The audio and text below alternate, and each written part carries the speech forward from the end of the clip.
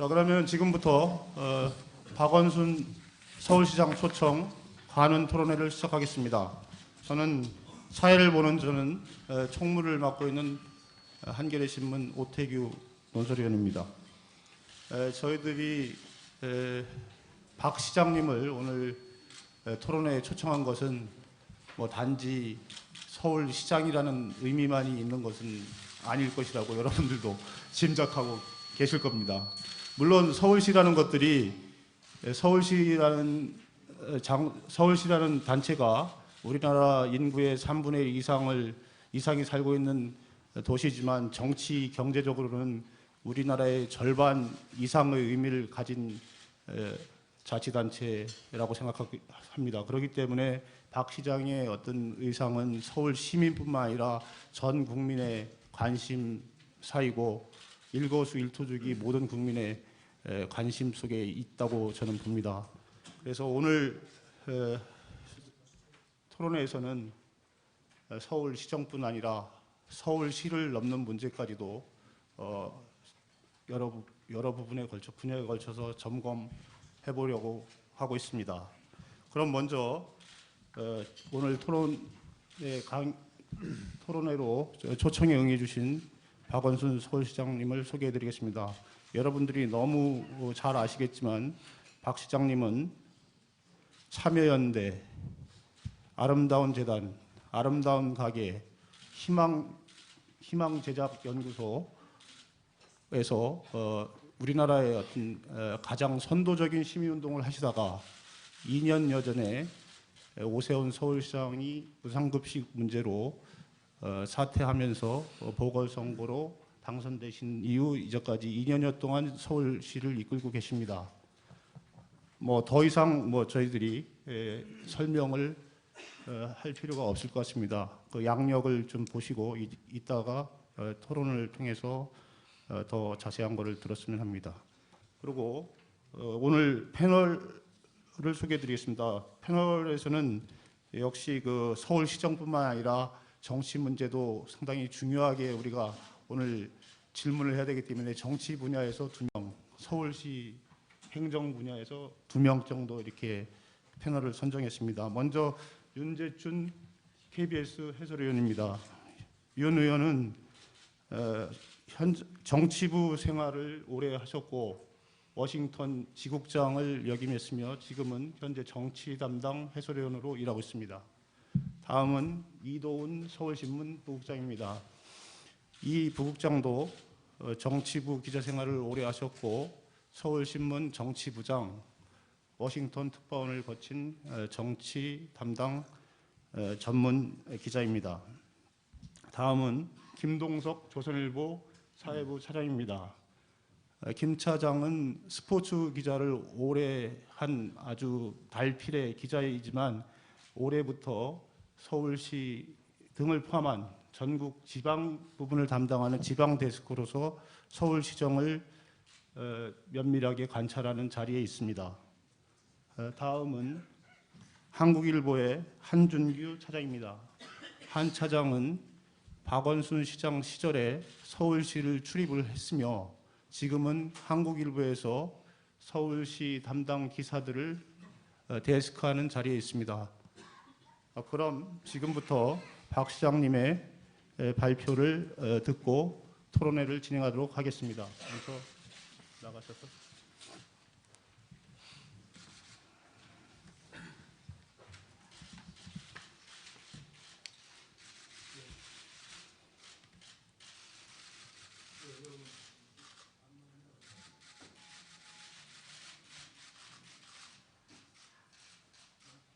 마이크.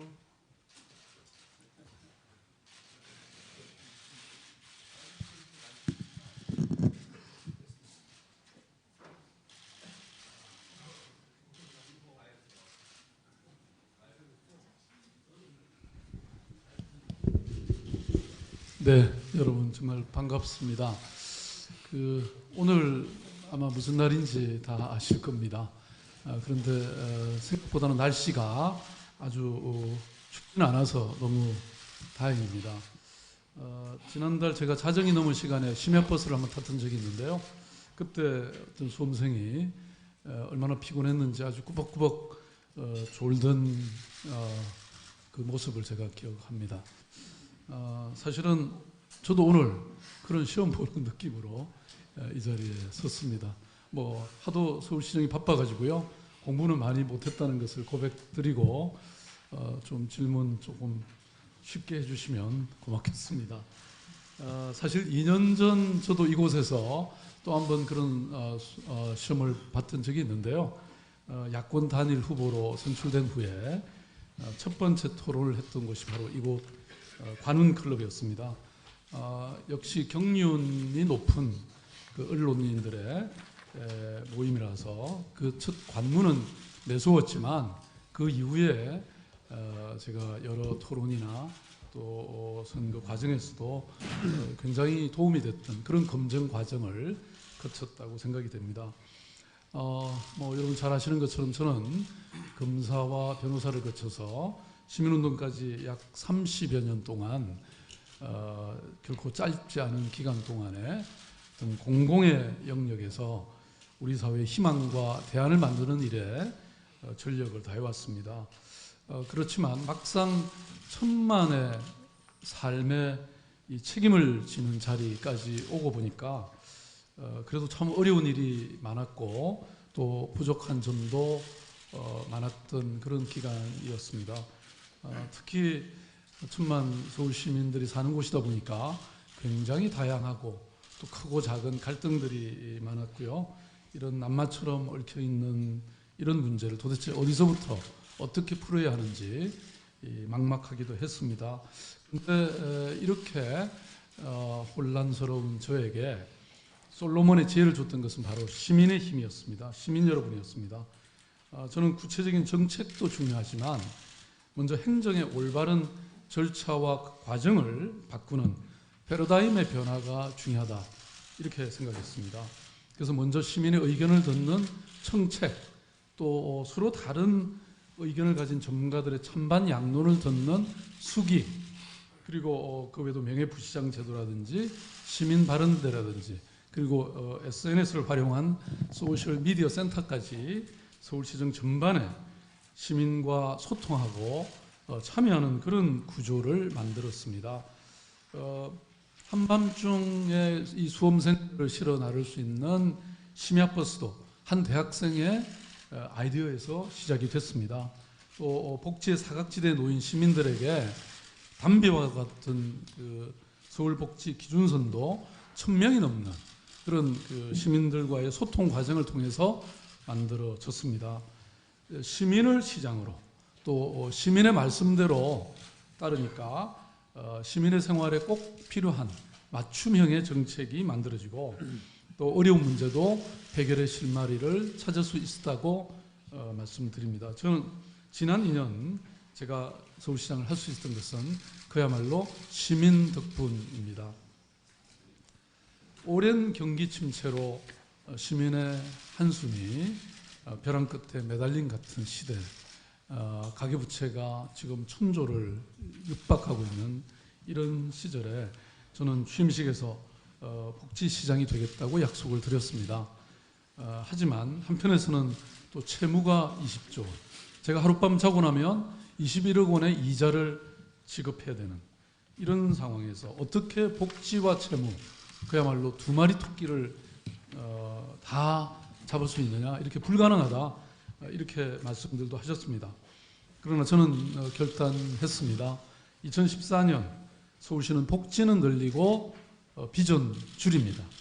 부동산 경기 침체와 세원 부족으로 인해서 재정 상황이 훨씬 더 어려워졌지만 시민의 삶을 돌보는 민생 예산은 올해보다 더 늘리겠습니다. 서울시의 내년 복지 예산은 전체 예산의 약 32%, 약 7조 원까지 시민의 삶에 씌어지게 됩니다. 서울시가 이 정도 어려우니까 정말 시민들의 삶은 어떠할지 감히 상상이 갑니다. 저는 성실하고 정직한 이런 사람들의 꿈을 지켜주는 시장이 되고 싶습니다. 삶이 어렵다고 꿈조차 포기할 수는 없는 일이죠. 생애 어떤 순간에도 서민들이 꿈 하나는 간직할 수 있도록 서울시는 민생으로, 복지로 또 시민의 기댈 언덕이 되어 드리겠습니다. 반면에 채무는 지금까지 약 1조 5천억, 연말까지는 지금 예정대로라면 약 2조 2천억 정도, 그리고 내년 연말이면 보수적으로 잡아도 5조 원 정도까지는 줄일 수 있을 전망입니다. 물론 제가 약속했던 7조까지 줄이도록 최선을 다할 것입니다. 그렇게 채무가 줄어들면 이자는 약 1년에 2천억 원 정도가 줄어듭니다. 이 정도면 그동안 빨간불이 들어왔던 재정도 건전재정으로 돌아설 것이다. 저는 이렇게 판단하고 있습니다. 종종 언론과 저에게 묻습니다. 가장 보람 있었던 적이 언제냐고요? 사실 뭐 10손가락 깨물어서 안 아픈 손가락이 없는 것처럼 어떤 정책도 시민들에게 또 저에게 중요하지 않은 것은 없습니다. 함부로 첫 손을 꼽기가 어렵죠. 그렇지만 가장 최근에 저의 피로와 스트레스를 한꺼번에 날려버릴 수 있을 만큼 보람은 지하철 9호선의 재구조화였습니다. 세금 먹던 그 하마였던 민자사업의 MRG 우선이익 보장제를 없애고 주인도 새롭게 바뀌었습니다. 최고 3조 2천억 정도의 혈세를 세금 낭비를 막을 수 있었습니다.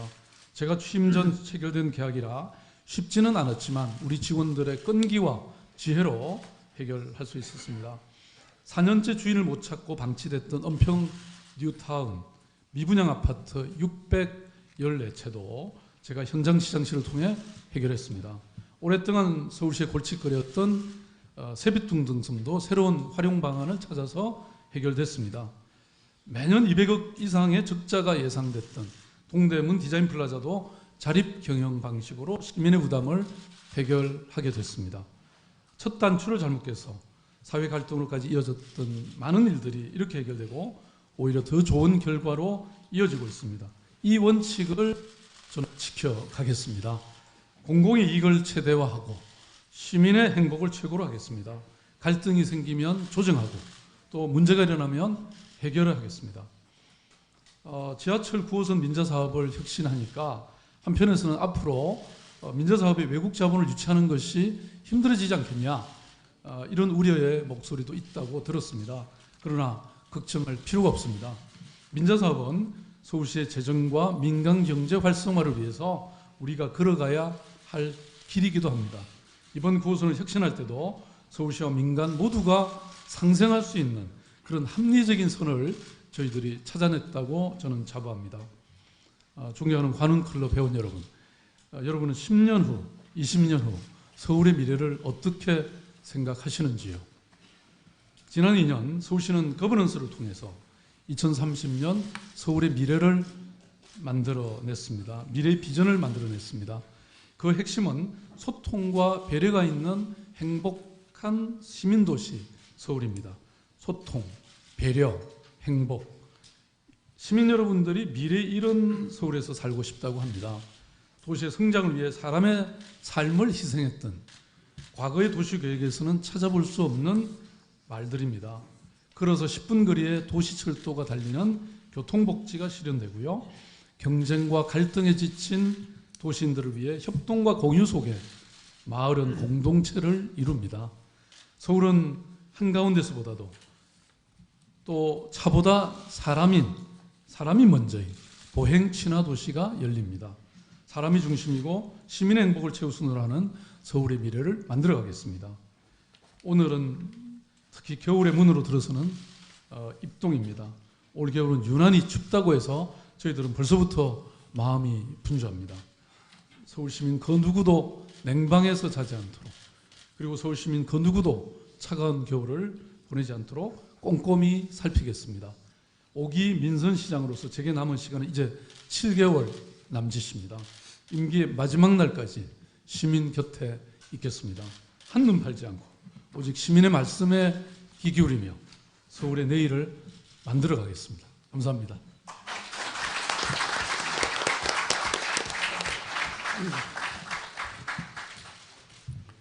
네, 오늘 이 자리에 참석해 주신 연면과 동안된 카메라 수를 보니까 정말 박 시장님이 대단한 인물인 것 같습니다. 지금부터 그러면은 토론을 시작하겠습니다. 박 시장님은 근데 음식 중에서 따뜻한 음식을 좋아하십니까? 아니면 찬 음식을 좋아하십니까?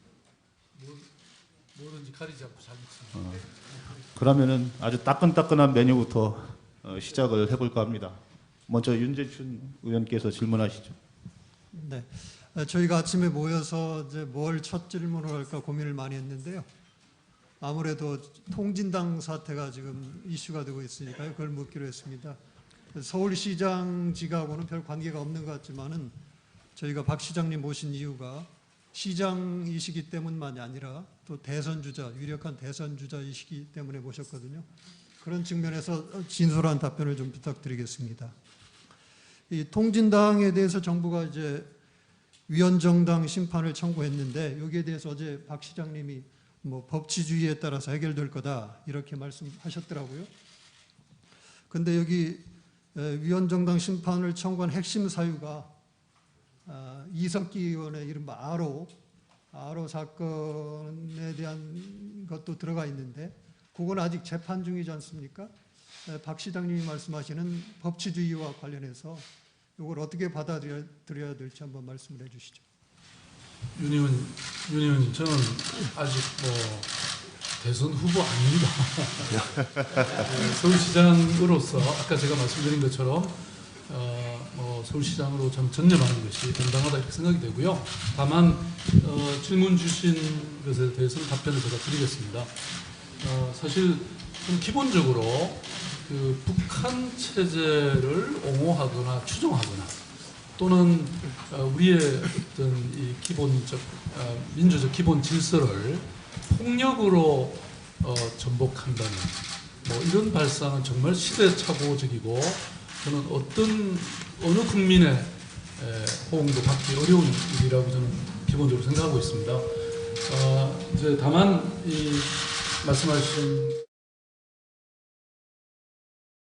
이 통진당 일부 그 정치인들의 이런 그 문제는 검찰이 수사가 돼서 법정에 지금 가 있는 상태고 그래서 저는 법정에서 사법부의 판단에 결국은 따라서 이루어지지 않을까 이렇게 생각이 되고요.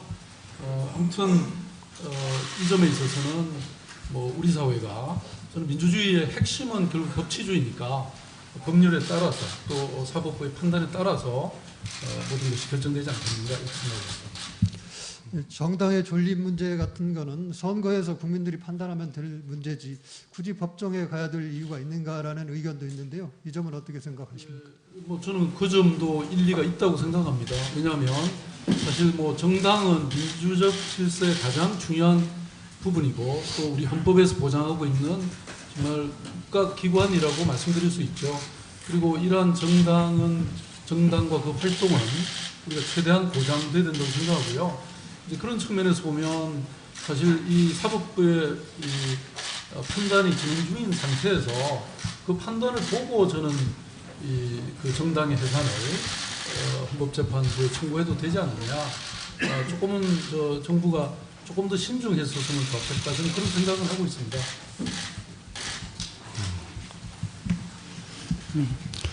그러면 이어서 이것하고 약간 같은 선상에 있는지 모르겠는데요.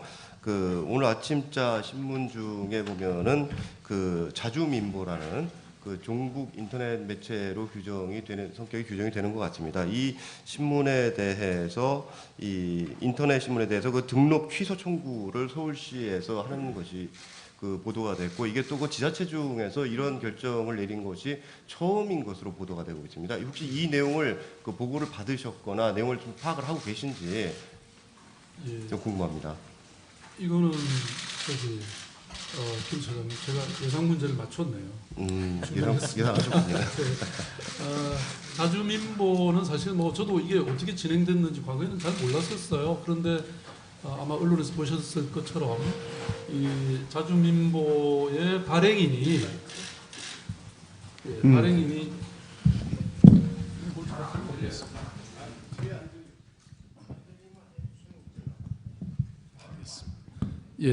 훨씬 잘 들리네요. 네. 그 자주민보의 발행인이 이 국가보안법 위반으로 실형의 그 최종 판결을 받았습니다. 그래서 이 판결에 따라서 말하자면 그 발행 정지 및 이제 이 결격 사유가 생겨서 어떤 행정적인 조치를 했어야 되는데요. 근데 아마 이 발행인이 바뀐 모양입니다. 그 사이에.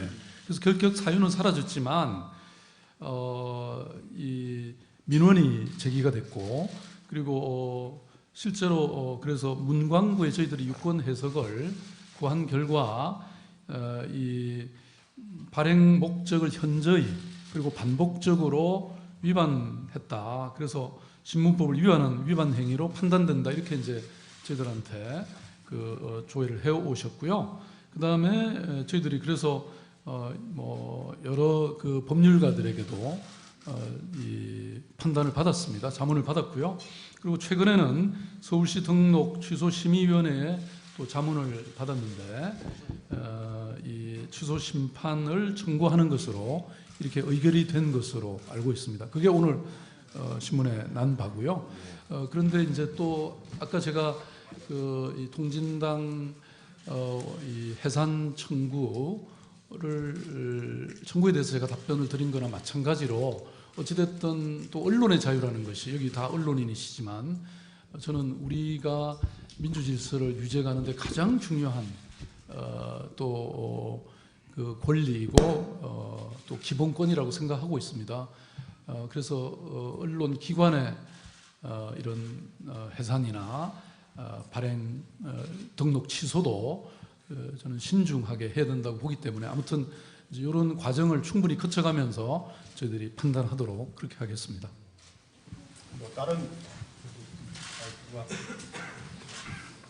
다른 주제로 좀 넘어가기 전에 그 약간 통진당 문제 하나 제가 사회자로서 하나 여쭙고 가고 싶은데요. 그러면은 박 시장님은 통진당 문제에 어떤 정부에서 그 해산 제소를 한 것이 이해할 수 있다고 보시는 겁니까? 아니면 그 헌재의 절차가 있기 때문에 법시에 맡기면 된다는 겁니까? 아니면은 헌재에 제소한 것 자체가 문제가 있다고 겁니까? 지금 어제 답변하신 거 보니까 상당히 애매하게 답변하셨더라고요. 네, 뭐 그런 거는 굉장히 애매하게 답변하라고 이렇게 보좌관들이 저한테 많이 얘기를 하고 있는데요. 그런데 아까 말씀드린 것처럼 뭐 이미 정부가 벌써 했으니까 그건 뭐 헌법재판소에서 이제 판단될 수밖에 없다고 생각하고요. 다만 아까 제가 말씀드린 것처럼 이 정당이든 언론기관이든 어쨌든 우리가 우리 민주 질서를 지켜가는 데는 너무나 중요한 그런 헌법이 보장하고 있는 어떤 기관, 제도들이기 때문에 조금 더 신중하면 좋지 않겠는가 이런 말씀을 드렸고요. 사실은 이제 저한테 이런 질문들이 사실 서울시장으로서도 직접 관계가 있지도 않음에도 불구하고 많은 질문들이 오고 있는데요. 제가 이렇게 얘기합니다. 사실 시장실 제 방을 와보신 분들은 아시겠지만요.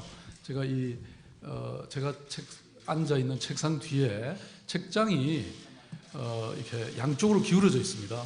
그것은 그만큼 우리 사회가 좌와 우, 이념적인 대결도 있고 빈부의 어떤 대결도 있고 또 지역 간 격차도 상당히 심각합니다.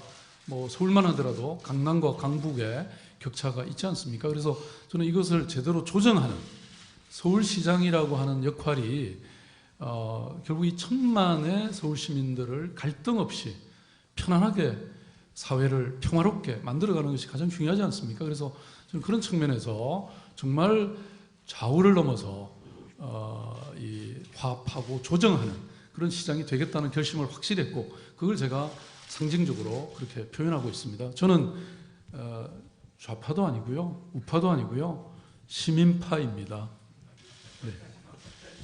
네, 그러면 뭐 이건 이 정도로 하고 다음에는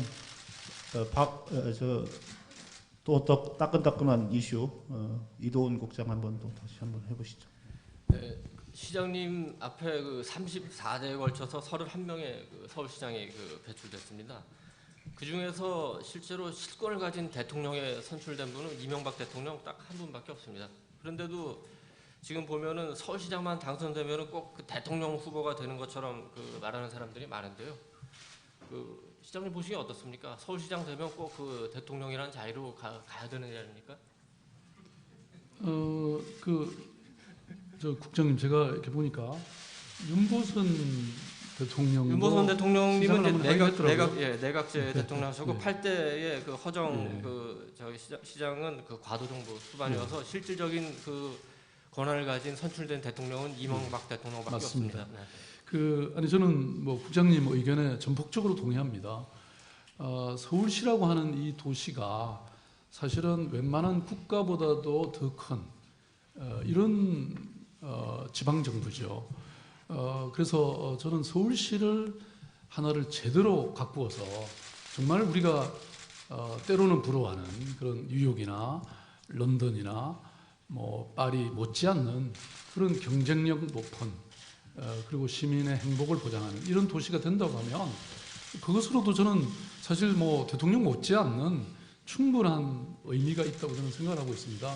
제가 블룸버그 시장이나 뭐 들라노의 파리 시장도 만났고요. 또 우리가 도시의 규모는 좀 작지만 그 꾸리찌바의 레르네르 시장이라고 있더라고요. 이런 분들은 대부분 2번, 3번 하면서 한 10여 년 이상을 한 도시를 정말 제대로 이렇게 가꾼 걸 보고 또 우리가 늘 그런 도시를 부러워하는 걸 생각하면서 왜 서울시장이 되면 서울시장 그 자체로서 온전하게 몰두하고 그래서 한 도시를 정말 세계적으로 최고의 도시로 만들어가는 데에 좀 전념하지 못하는가 이런 거에 대해서 저는 처음부터 그런 말씀을 드렸고요. 지금도 그 첫 마음은 변함이 없습니다. 네, 뭐 마음은 변함없다고 그 말씀을 하시는데 그 일단 시장님은 뭐 시민사회에서 우리 사회 변혁 위해서 많은 노력을 하셨고 뭐 그런 게 평가받아서 서울시장이 되셨는지 모르겠습니다. 근데 그 시장님 보면은 그 정치적으로는 어떤 비전을 갖고 계신 건지 또 어떤 뭐 정치적 리더십을 갖고 계신 건지 또 어떤 그 정치적 동지들과 중요한 문제를 상의하는지 이런 게 전혀 그 뭐 널리 알려진 게 없는데 그런데도 실질적으로는 아까 그 모두에서도 그렇듯이 계속 그 유력한 그 대통령 후보로 그 지목이 되지 않습니까? 이런 상황이 그 적절하다고 보십니까? 그분들한테 어떤 말씀 해주시고 싶으십니까? 예, 뭐 저는 이 서울시장이라고 하는 것이 아무래도 대한민국의 이제 수도이고 그만큼 이제 단순한 행정가의 위상을 넘어서서 이런 그 정치인으로서의 위상이 있기 때문에 아마 그러는 것은 저는 충분히 이해가 간다고 봅니다. 그렇지만 이제 그런 것 때문에 또 사실 어찌 보면 그런 생각을 하게 되는 시장들의 정치적 진로를 저는 망쳤다 이렇게 보고 있거든요.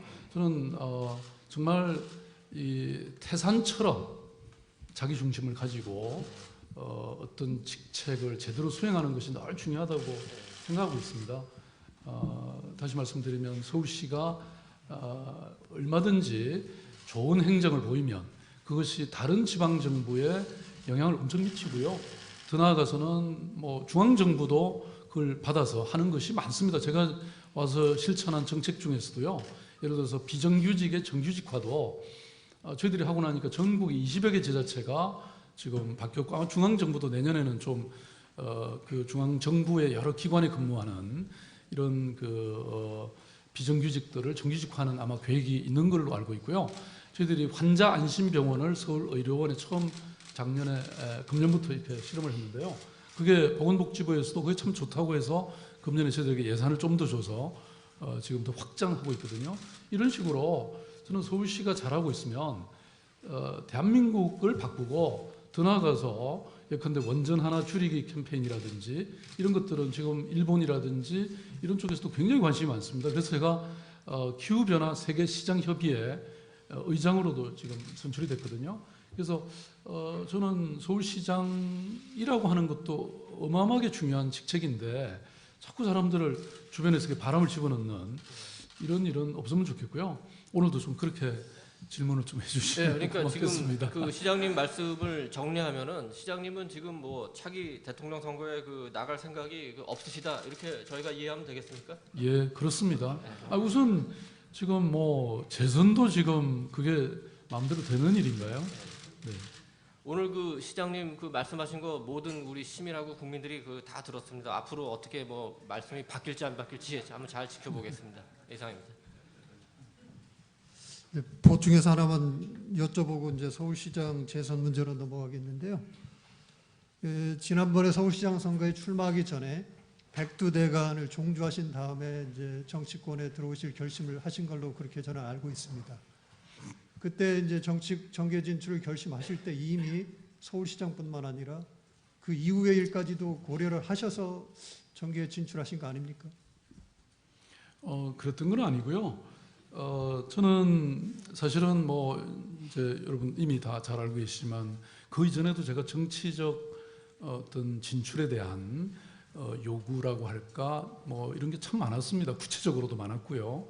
뭐 여야를 막론하고 그랬는데 제가 그때로서는 정말 저는 이런 그 시민사회의 활동가로서 제 인생을 마치는 것이 참 중요하다. 왜냐하면 뭐 그 동네는 사람들이 이렇게 외롭고 힘들기 때문에 사람들이 오지를 않죠. 그래서 그런 모범을 하나 보이는 게 참 좋겠다 이렇게 생각을 하고 뭐 번번이 거절을 했죠.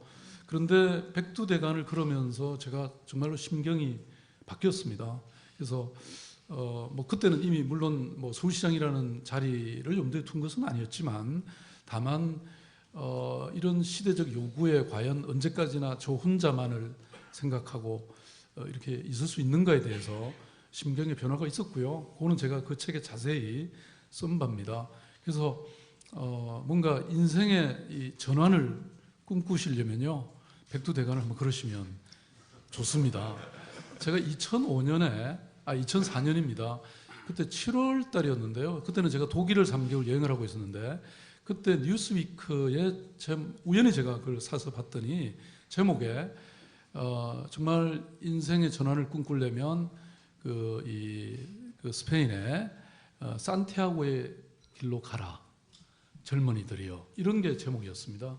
그래서 그걸 제가 보면서 산티아고의 길은 그때 그 당시만 해도 한국에는 잘 안 알려졌던 길이었잖아요. 그러니까 걷는다는 것이 얼마나 중요한 것인가 이런 생각을 하게 됐는데요. 그래서 그 당시에 제가 정말 뭐 산에서 거의 잠을 자면서 한 50일을 이렇게 걸으면서 뭐 인생에 대한 참 많은 생각을 했고요. 그래서 뭐 반성과 성찰 그리고 앞으로의 어떤 설계 이런 것을 하는 과정에서 이런 말하자면 정치도 뭐 마다하지 않겠다 이런 생각을 하게 됐죠. 네, 그러면 이제 시장님께서는 이제 내년 이제 시장직 재선에 도전을 하시겠다는 말씀을 하셨고요.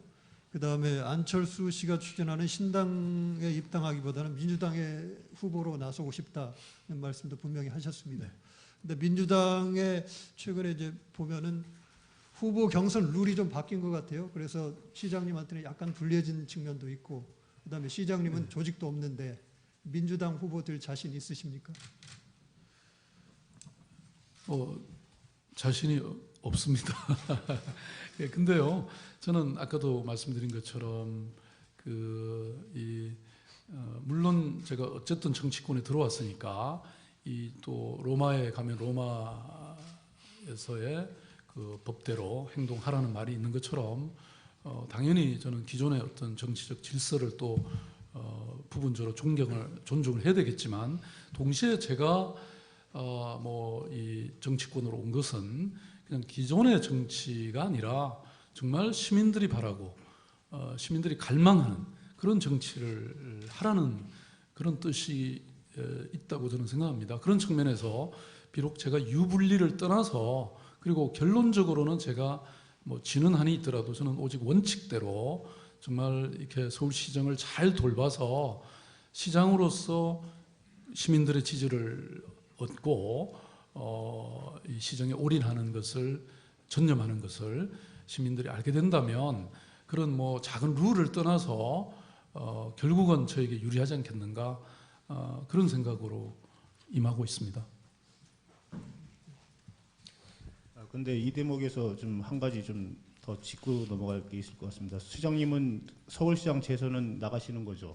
재선은 하여간 그 어쨌든 민주당 경선에 참여를 하시는 건 확실한 것 같으시고 아까 이도훈 부국장께서 질문했을 때 다음 대선에는 안 나가시겠다 이렇게 하셨는데 다음 대선에 진짜 후보로 그 확정이 된다든가 그 경선이라든가 이런 데 전혀 나갈 생각이 지금 없는 겁니까? 지금 없는 겁니까? 아니면 그런 상황이 오면은 다시 고려하는 겁니까? 그 부분을 좀 불명확한 것 같아서 다시 한번 짚어보고 싶습니다. 네, 뭐 이렇게 우리 사회에서는 이 가장 부족한 것이 왜 중요한 하나의 기본으로서의 신뢰라고 생각이 되는데요.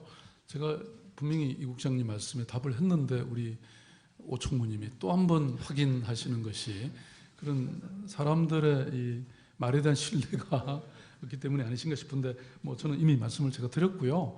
그리고 제가 사실 이렇게 서울시장으로서 재선에 나서겠다고 하는 것은요. 이미 제가 정치인으로서의 이런 서울시를 반듯하게 만들어 보고자 하는 꿈 때문에 그렇습니다. 제가 우리 직원들한테도 그런 얘기 합니다만은 저는 이 제 앞에 앞섰던 모든 시장들이 다 훌륭했지만 그런 저는 또 한 명의 시장이 되기 위해서 제가 시장이 된 것은 아니다. 정말 저는 서울을 이런 어떤 측면에서 보더라도 국제적으로 하나의 모델이 되는 이런 경쟁력 있는 도시로 만들겠다라고 하는 그런 꿈을 갖고 왔고요. 그래서 제가 지난 2년 동안 여러분들이 아까 제가 말씀드렸던 지하철 9호선을 포함해서 또 정말 우리 서울 시민들에게 큰 고통을 안겨줬던 예컨대 뉴타운 이런 재개발 이런 문제도 물론 아직 완전히는 해결되지 않았지만 그래도 상당한 정도로 저는 갈등을 해결하고 방향을 만들어가고 있다고 생각하거든요. 말하자면 이런 지난 문제 해결 또 제가 그동안 이 발표했던 여러 서울의 미래에 대한 어떤 비전들이 있는데요. 이런 것들 조금 뭔가 뿌리 내리고 또 하나씩 실현시켜 가서 그런 꿈을 만드는 데는 제가 보궐선거로 들어왔기 때문에 2년 8개월이라는 시간은 좀 짧다. 그래서 한 번 정도 더 하는 것은 최소한 좀 자연스러운 게 아닌가 이렇게 이제 시민들에게 호소하고 있는 건데요. 모든 그것은 결국 또 시민들에게 달려 있는 게 아닌가 그렇게 생각이 됩니다. 뒤에 지금 금방 하신 말씀이 좀 저한테는 인상적으로 와닿는데요. 만약에 이제 재선이 되셔서 시장직을 한 2, 3년 더 하시다가 시민들의 의견이 야 이런 분 같으면 대통령도 하셔도 되겠다 이런 여론들이 강해지면은 그때는 마음을 바꾸실 수도 있습니까? 네, 윤 의원님이 또 세 번째 물으시네요. 네, 저는 꼭 같은 답을 드리겠습니다. 하여튼 오늘 박 시장님의 답변으로 여야의 대선 후보 경쟁자들은 상당히 웃고 있겠습니다. 그러면 다음 질문으로. 예, 서울시장 재선 얘기 나왔으니까 죄송하지만 좀 약간 옛날 얘기 다시 한번 좀 꺼낼 수밖에 없을 텐데 당시에 시장님 지지율은 5%, 안철수 의원 지지율이 50%였습니다. 그래서 많은 분들이 박 시장님 당선된 것은 안철수 의원이 양보했기 때문이다. 아직도 많은 분들이 그렇게 생각하시거든요. 그런 생각에 동의하십니까? 예, 큰 도움이 됐다고 생각합니다. 그렇다면 시장님은 안철수 의원한테 정치적으로 큰 빚을 지고 있는 건데 아직까지 빚을 갚았다는 얘기는 못 들은 것 같고 앞으로 어떻게 그 빚을 갚으려고 생각하십니까? 예, 저는 안 의원님이나 저나 어떤 새로운 정치를 사실은 표방하고 또 시민들의 그런 어떤 갈망을 대변하고 있다고 생각합니다. 그러니까 기성의 정치적 관념으로 저는 이것을 보는 것은 적절치 않다. 다시 말씀드리면 이게 무슨 채무 채권 관계는 아니지 않습니까?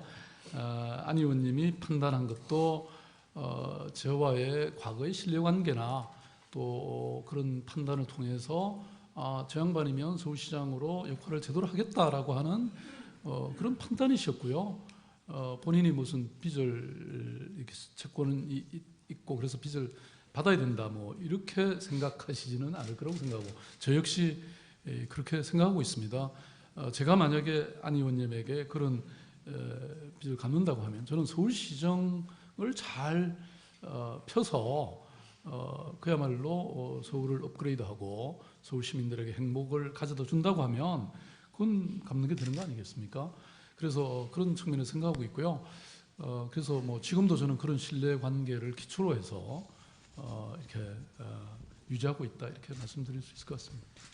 근데 그 새정치 말씀하셨는데 뭐 새정치를 추구하기 위해서인지 그 안철수 의원이 이제 신당을 추진한다는 그 얘기가 나오고 있습니다. 시장님 보시기에는 그 신당이 그 진짜 현실화돼서 새로운 당이 나올 것 같은지, 그렇게 되면 어쨌든 민주당과는 그 경쟁 관계가 될 수밖에 없지 않습니까? 그럼 어떻게 그 안 의원 측과 그 협력 관계를 유지를 하시겠습니까?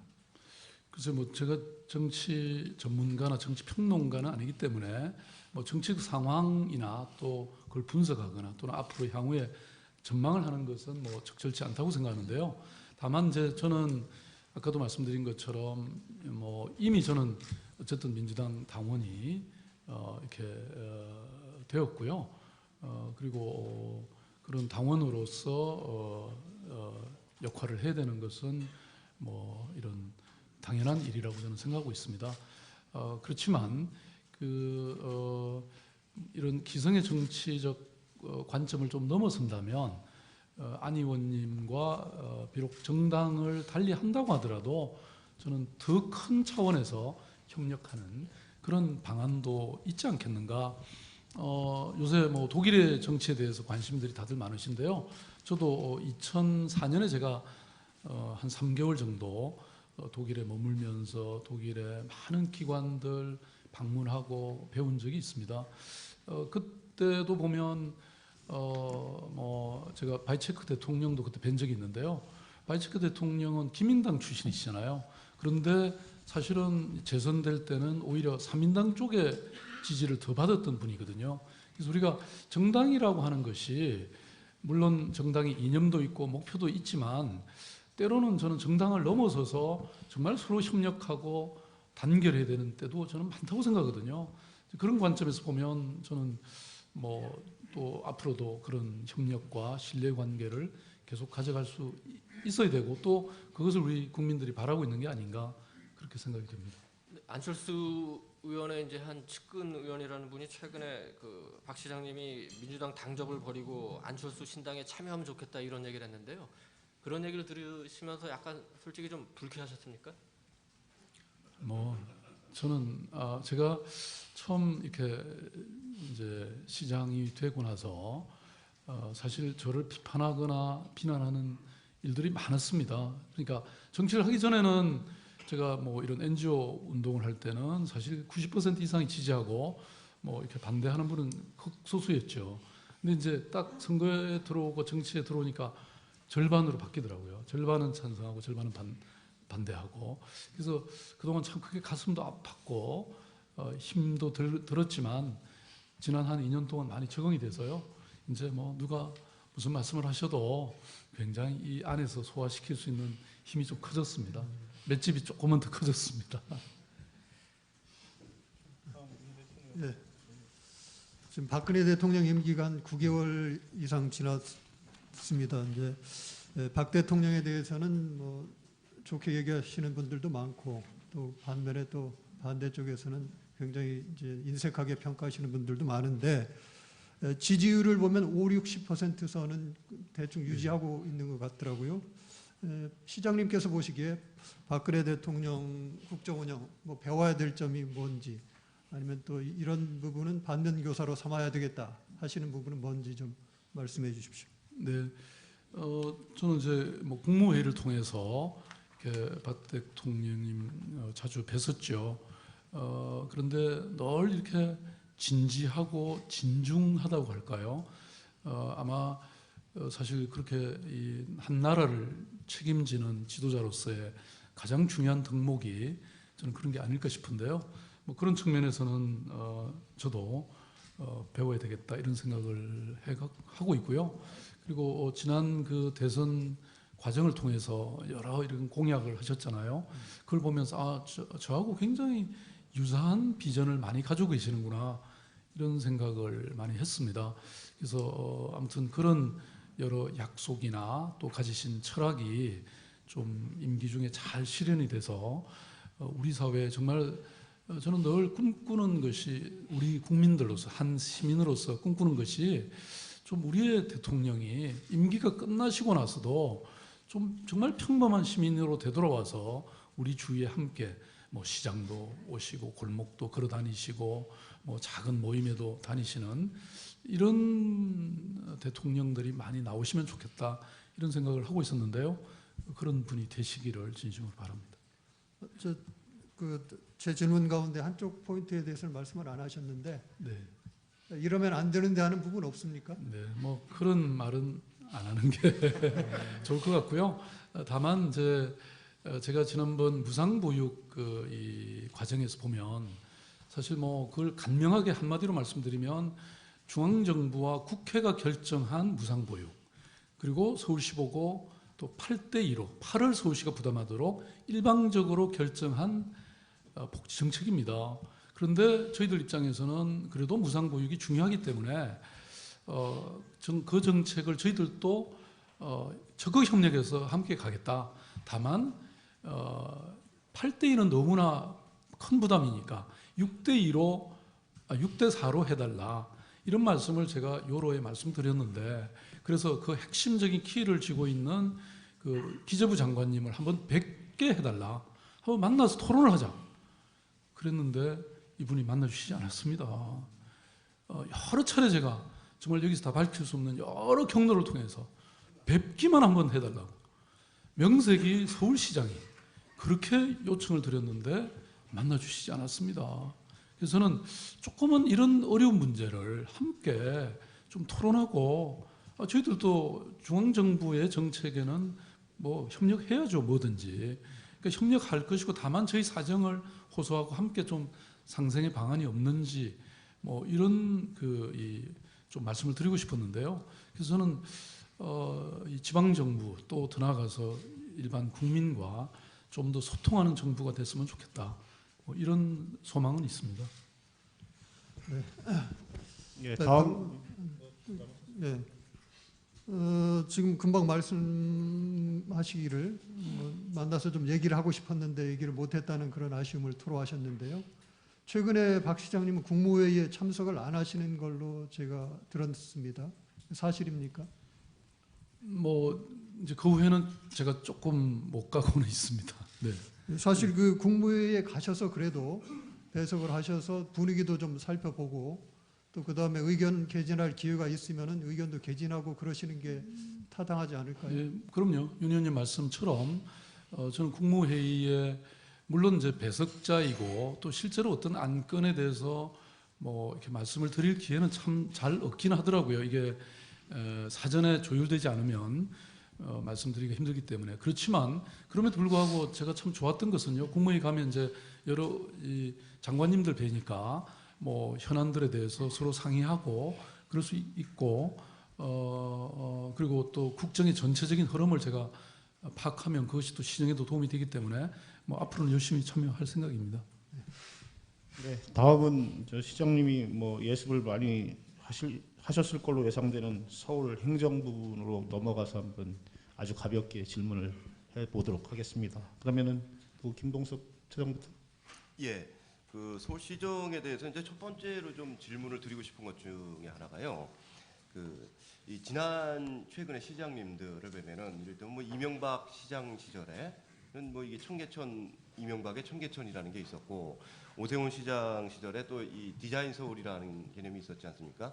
이런 그러니까 청계천이든 디자인 서울이든 거기 그 정책 자체에 대해서는 어떤 뭐 찬반이 있을 수 있다고 봅니다. 그렇지만 하지만 어떻든 사람들 사이에 이 시장은 이 일을 했구나, 이 시장은 또 이런 일을 했구나라는 인상이 깊이 이 머릿속에 남아 있는 것이 사실인데요. 아까 이제 시장님께서 그 모두에 이제 말씀을 하시면서 뭐 이런 그 지하철 9호선의 문제라든지 여러 가지 지적을 말씀을 하셨지만 박원순 서울이라고 하면은 이게 도대체 뭐냐, 한마디로 이게 어떤 서울이냐 하는 것이 우리 머리에 딱 쉽게 들어오지 않는 것 같습니다. 그런 의견이 있는 것이 사실이고요. 이 점에 대해서는 어떻게 생각을 하시는지 하고 이 오늘 나오신 이 자리에서 이 박원순 서울이란 이런 것이다 라는 것을 한번 명쾌하게 밝혀주실 수는 없겠는지 질문하겠습니다. 예, 사실 뭐 우리 김 차장님뿐만 아니라 많은 사람들이, 심지어는 제 주변의 친구들조차도 뭔가 하나를 좀 제대로 해서 좀 시민들에게 강력하게 인상을 주는 자기 브랜드를 하나 만들어라. 특히 재선을 위해서 그래야 되지 않느냐. 이런 유혹이 많습니다. 근데 저는 처음에 제가 말씀드린 것처럼 심지어는 아무것도 안 한 시장으로 남겠다.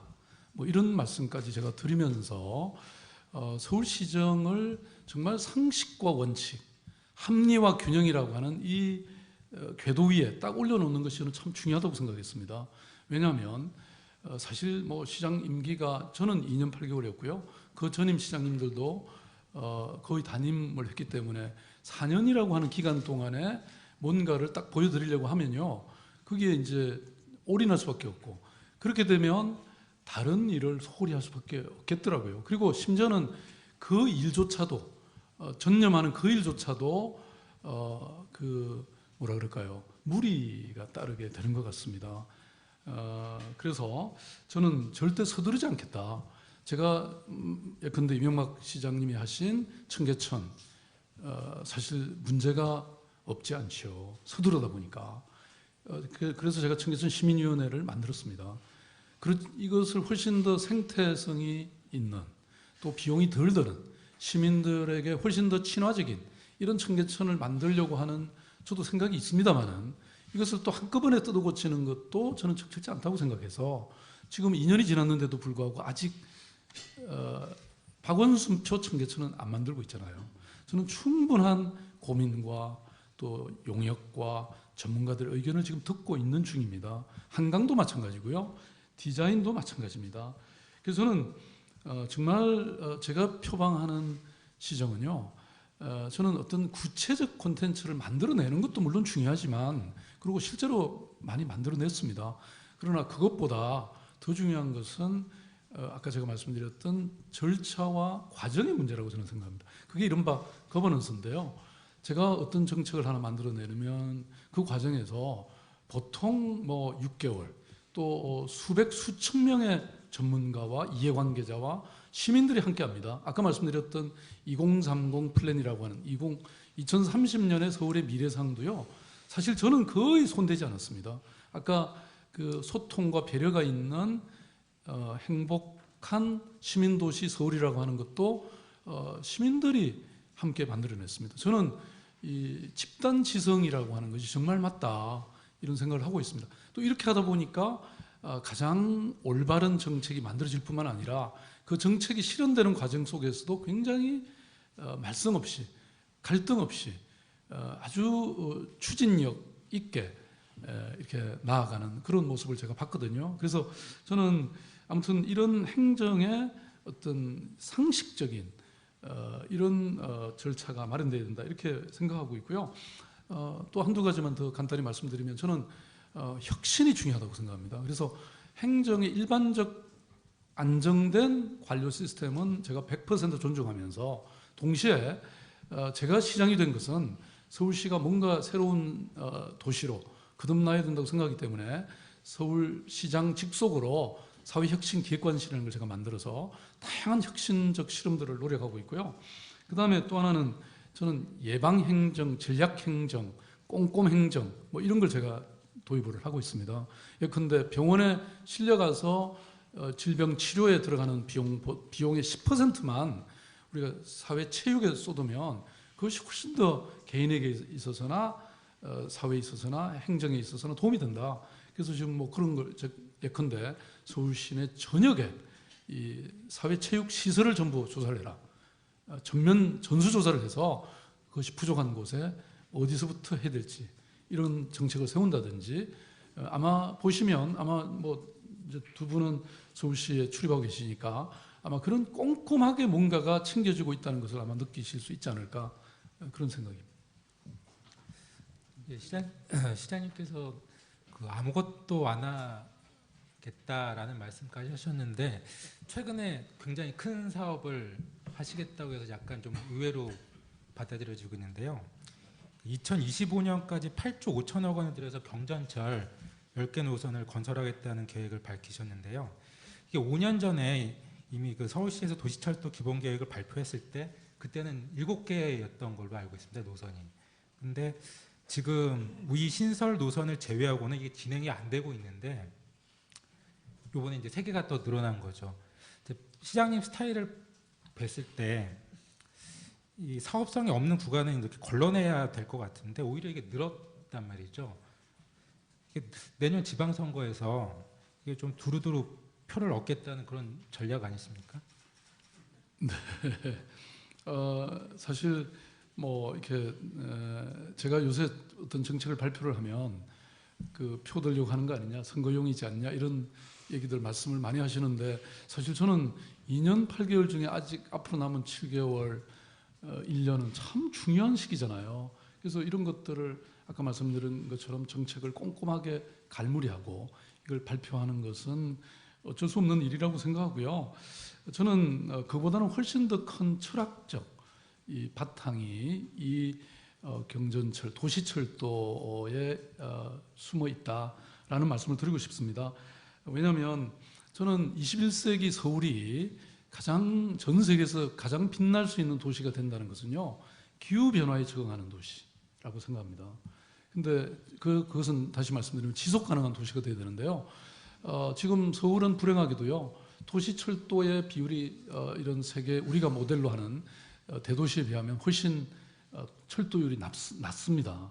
파리 같은 데 여러분 가보시면 아시지만 어디에 서 있어도 지하철역이 보이잖아요. 뿐만 아니라 파리에 비하면 우리 서울의 자동차 보유 대수가 1인당 보유 대수가 훨씬 높습니다. 다시 말씀드리면 자동차를 모두가 몰고 나오니까 에너지 사용도 되고 대기질은 나빠지고 또 운동을 안 하니까 체력은 나빠지고 또 걸어 다니지 않으니까 동네 골목 상권이 다 죽는 겁니다. 저는 이거를 도시철도율을 높이면요, 이 모든 것이 살아나는 일석오조 효과를 거둔다고 생각하거든요. 그래서 저희들이 10분 걸어서 어디에나 지하철을 탈 수 있는 이런 곳으로 만들겠다고 하는 저는 이런 것. 그 다음에 지금 우리가 경전철을 만든다는 것은요, 다른 지금 문제가 되고 있는 곳하고는 굉장히 다릅니다. 여기는 1000만 도시가 살고 있잖아요. 그리고 이번에 저희들이 핵심적으로 강구한 것은 환승이 될 수 있도록 다 만들었습니다. 그리고 가장 취약한, 교통이 취약한 지역, 주로 동북 지역이나 또 서남권이나 이런 쪽을 연결해주는 일종의 간선이 아니고 지선의 역할들이 많고요. 또 이제 기자들이나 시민들이 주목하지 않는 세계 노선이 있는데요. 그 노선이 뭐냐면 예컨대 신분당선 같은 겁니다. 강남에서 지금 이 시내까지 들어오는데요. 보통은 지하철 타면 40분입니다. 2호선 삥 둘러오거나 아니면 갈아타고 와야 되잖아요. 그런데 자동차로는 20분 만에 오거든요. 그러니까 사람들이 전부 승용차를 몰고 오는 겁니다. 그래서 이 신분당선을 연결해서 은평 뉴타운 거쳐서 삼송 지역까지 가면요, 삼송 지역에 지금 새로 이 LH 공사가 3만 세대를 짓고 있습니다. 길을 뚫어서는 이게 해결이 안 됩니다. 지하철로 밖에 갈 수밖에 없죠. 그래서 저는 이런 것들을 저희 지난 한 2년 동안에요, 저와 서울연구원이 정말 깊이 있게 연구했습니다. 저는 이것이 무슨 어떤 정치적인 목적이나 이런 것이 아니고 서울의 100년 대계를 만드는 이런 일이라고 생각했고요. 그리고 이런 과정에서 뭐 어떤 정치인은 자기가 경전철 라인을 자기가 만들어내기 위해서 국회의원이 됐다, 그래서 국토위원이 됐다, 이렇게까지 말씀하시면서 저한테 압력을 가하신 분도 계십니다. 불행하게도 그분의 노선은, 그분이 주장한 노선은 이 안에 들어오지 않았습니다. 저는 모든 정치적 어떤 압력이나 이런 걸 떠나서 정말 타당성과 또 이런 서울의 미래 경쟁력을 위해서 결정했다는 말씀을 드립니다.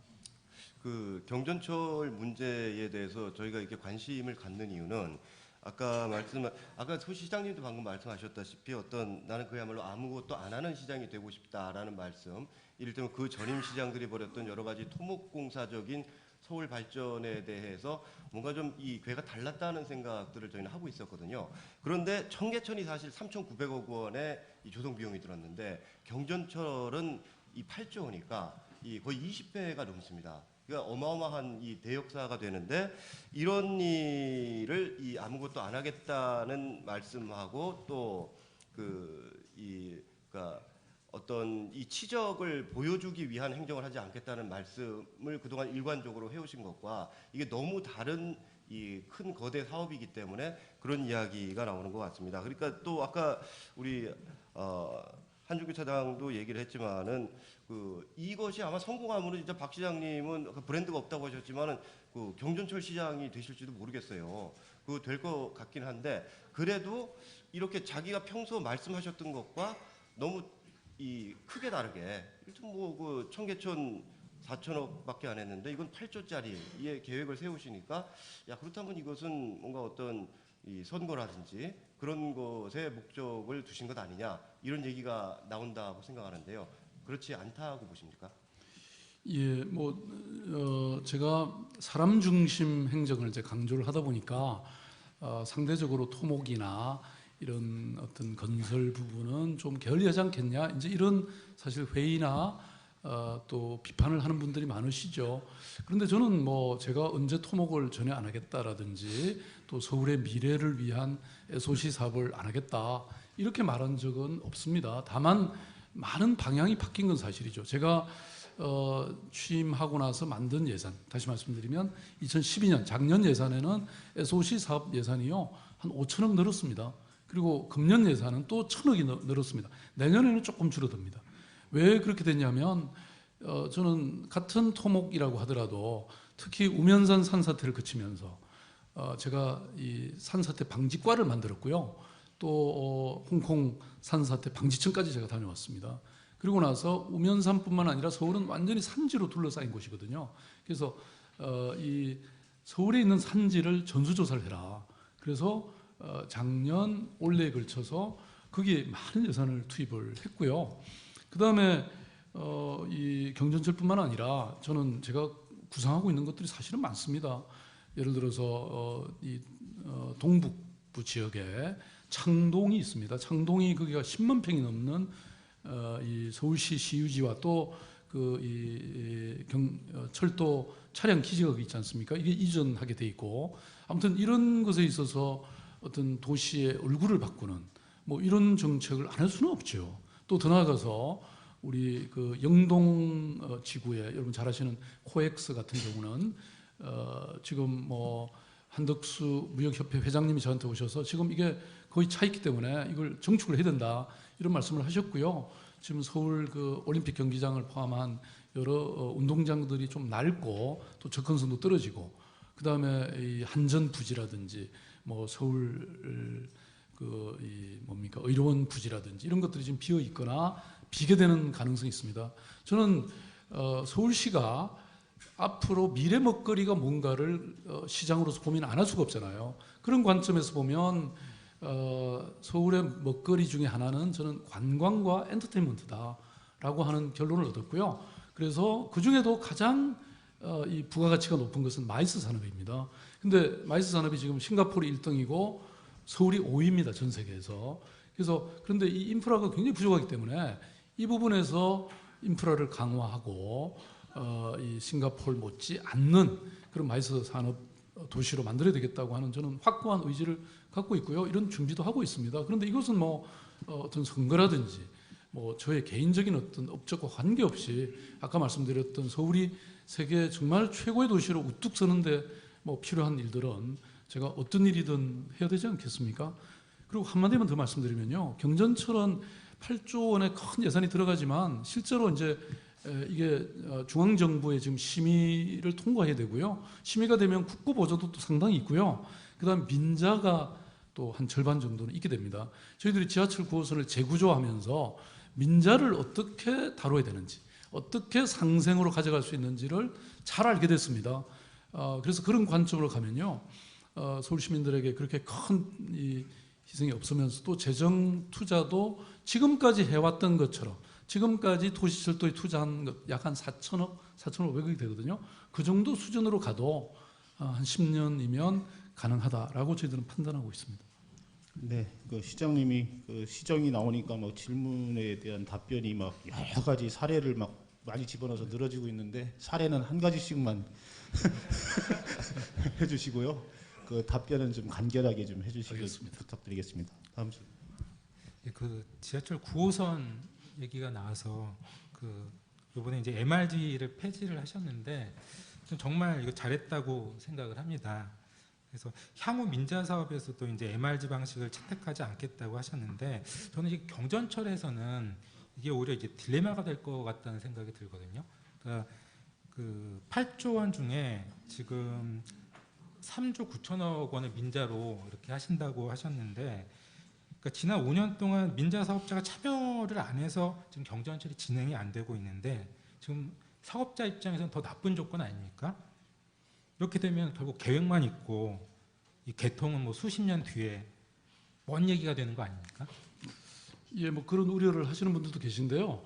그 지하철 9호선을 저희들이 이제 재구조하면서 그 맥쿼리라든지 또는 현대 어디죠 그 철도 회사, 예, 로템, 현대 로템 이런 기존의 회사들이 이제 빠져나가면서 새로운 회사를 구하는데 새로운 자본을 우리가 구하는데 아무런 어려움이 없었거든요. 다시 말씀드리면 그 이자율이라든지 저 수익률을 많이 낮췄지만 그게 은행 이자보다는 좀 높기 때문에 여전히 선호하는 자본이 많다는 얘기입니다. 그러니까 지금 뭐 우리가 선진국의 사례에서 볼 수 있는 것처럼 은행 이자율은 계속 저이율로 갈 수밖에 없습니다.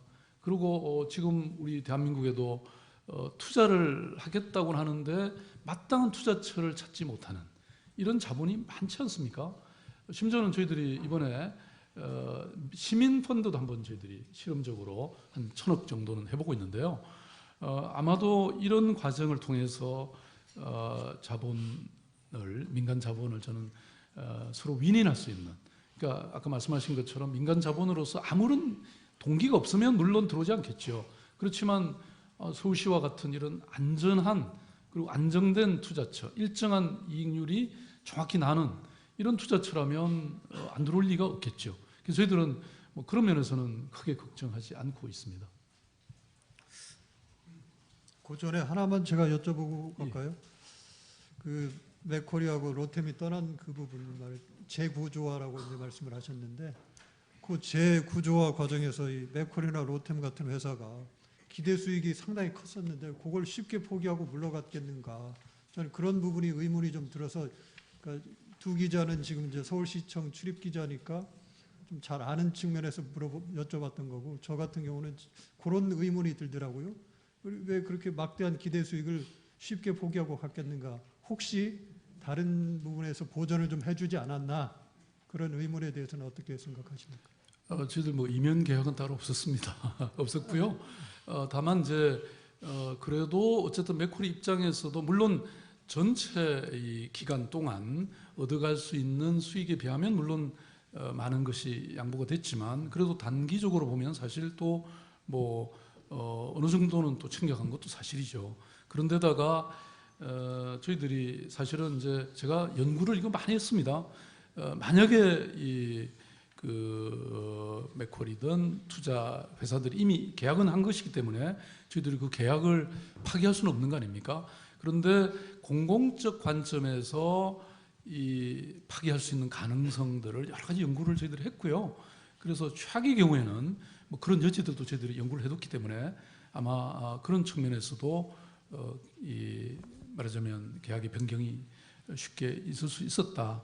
뭐 쉬운 건 물론 아니었죠. 지난 뭐 1년 6개월 동안 저희들이 실험을 해왔기 때문에 그렇다는 말씀 드리고 싶고요. 또 하나는 이제 제가 보니까 이 계약이라는 것이 사실 우리 공공기관은 공무원들은 계속 바뀌잖아요.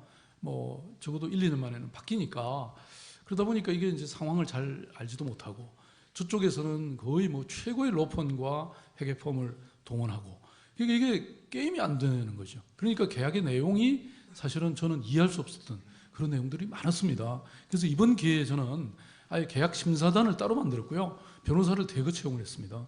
그래서 서울시도 앞으로 어떤 계약을 하더라도 아주 막강한 전문적 지식과 이번에 확보한 이런 경험을 가지고 지속적으로 계약을 제대로 할 수 있도록 이렇게 조치를 취했습니다. 예, 그러면 이 복지 문제 중에서 하나 좀 질문을 하겠습니다. 그 이번에 이제 서울시 예산도 나왔습니다만은 이 복지 문제라고 하면 지금 현재 첨예하게 좀 대립이 되고 있는 부분이 영유아 보육료 부분, 하고 기초연금, 기초노령연금 같은 부분들인데 이 국가복지라는 이 서울시와 중앙정부의 이 대립을 보면서 이 분담률에 대한 대립을 보면서 이게 그 받는 사람 입장에서는 서울시가 주든 국가가 주든 마찬가지의 돈인데 과연 이렇게 그 국가가 주는 비용을 계속 줄여달라고 요구를 하면서도 사실상 시장님께서 이 굉장히 자랑스럽게 생각하시는 것 중에 하나가 그 서울형 복지이지 않습니까? 그거를 지난번에 국감 책에서도 보니까 가장 1번으로 넣어두셨던데요. 이렇다고 할 때 그럼 이게 무슨 국가 복지와 이게 이 지자체 복지가 따로 있는 거냐, 이게 받는 사람 입장에서 마찬가지인데 이런 부분은 이런 것 때문에 이런 국가기관과 이렇게 대립하시는 모습을 보면 이건 지나치게 자신의 어떤 복지 정책은 이 소중하게 생각하면서 이 사람들에게 갈 어떤 그 인상을 고려를 하시고 그 대신에 국가와는 이렇게 대립을 함으로써 이게 과연 어떤 그 수요자 입장에서는 전혀 불필요한 그런 소음을 만들어내는 것이 아니냐, 이런 생각이 듭니다. 이 부분에 대해서 어떻게 생각하십니까?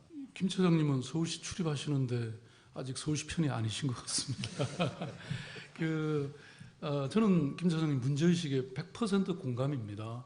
말하자면 이제 저는 서울시가요 도시 경쟁력을 여러 이 기관으로부터 평가를 받고 있는데 지금 웬만한 이 평가 지수로 보면요 거의 10위권 안에 들어갑니다. 최근에 모리 지수라고 하는 일본의 모리 재단의 평가에 따르면 서울시가 작년에 이어서 금년에도 6위를 했고요.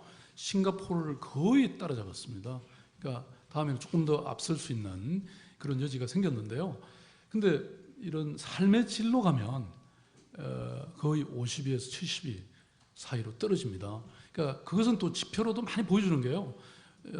예컨대 OECD의 국가 간 비교를 하면 복지가 아직도 우리는 거의 뭐 꼴찌에서 몇 위 안에 이렇게 들어가는 정도로 아직도 복지와 삶의 질 부분은 훨씬 더 가야 된다고 보고, 또 이것은 그만큼 예컨대 박근혜 대통령께서 주창하시는 국민 행복 시대라든지 또는 창조 경제를 위해서도 저는 꼭 필요한 부분이라고 생각합니다.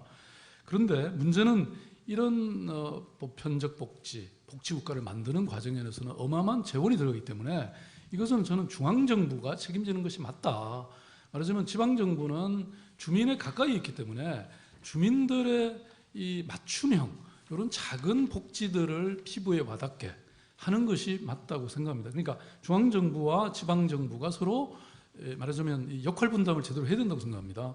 그런데 이제 지금 저는 이런 중앙정부와 지방정부의 이런 갈등 관계는요, 하나의 저는 과도기적인 이 단계라고 생각하는데, 제가 스웨덴 이 복지를 공부를 해보니까 그 페르손 총리, 그러니까 스웨덴 이 복지국가의 기초를 놨다고 하는 이 페르손 총리의 10계명 같은 게 있더라고요. 10개 원칙이 있는데 그 중에 하나가 보편적 복지는 지방정부에 전가하지 말라.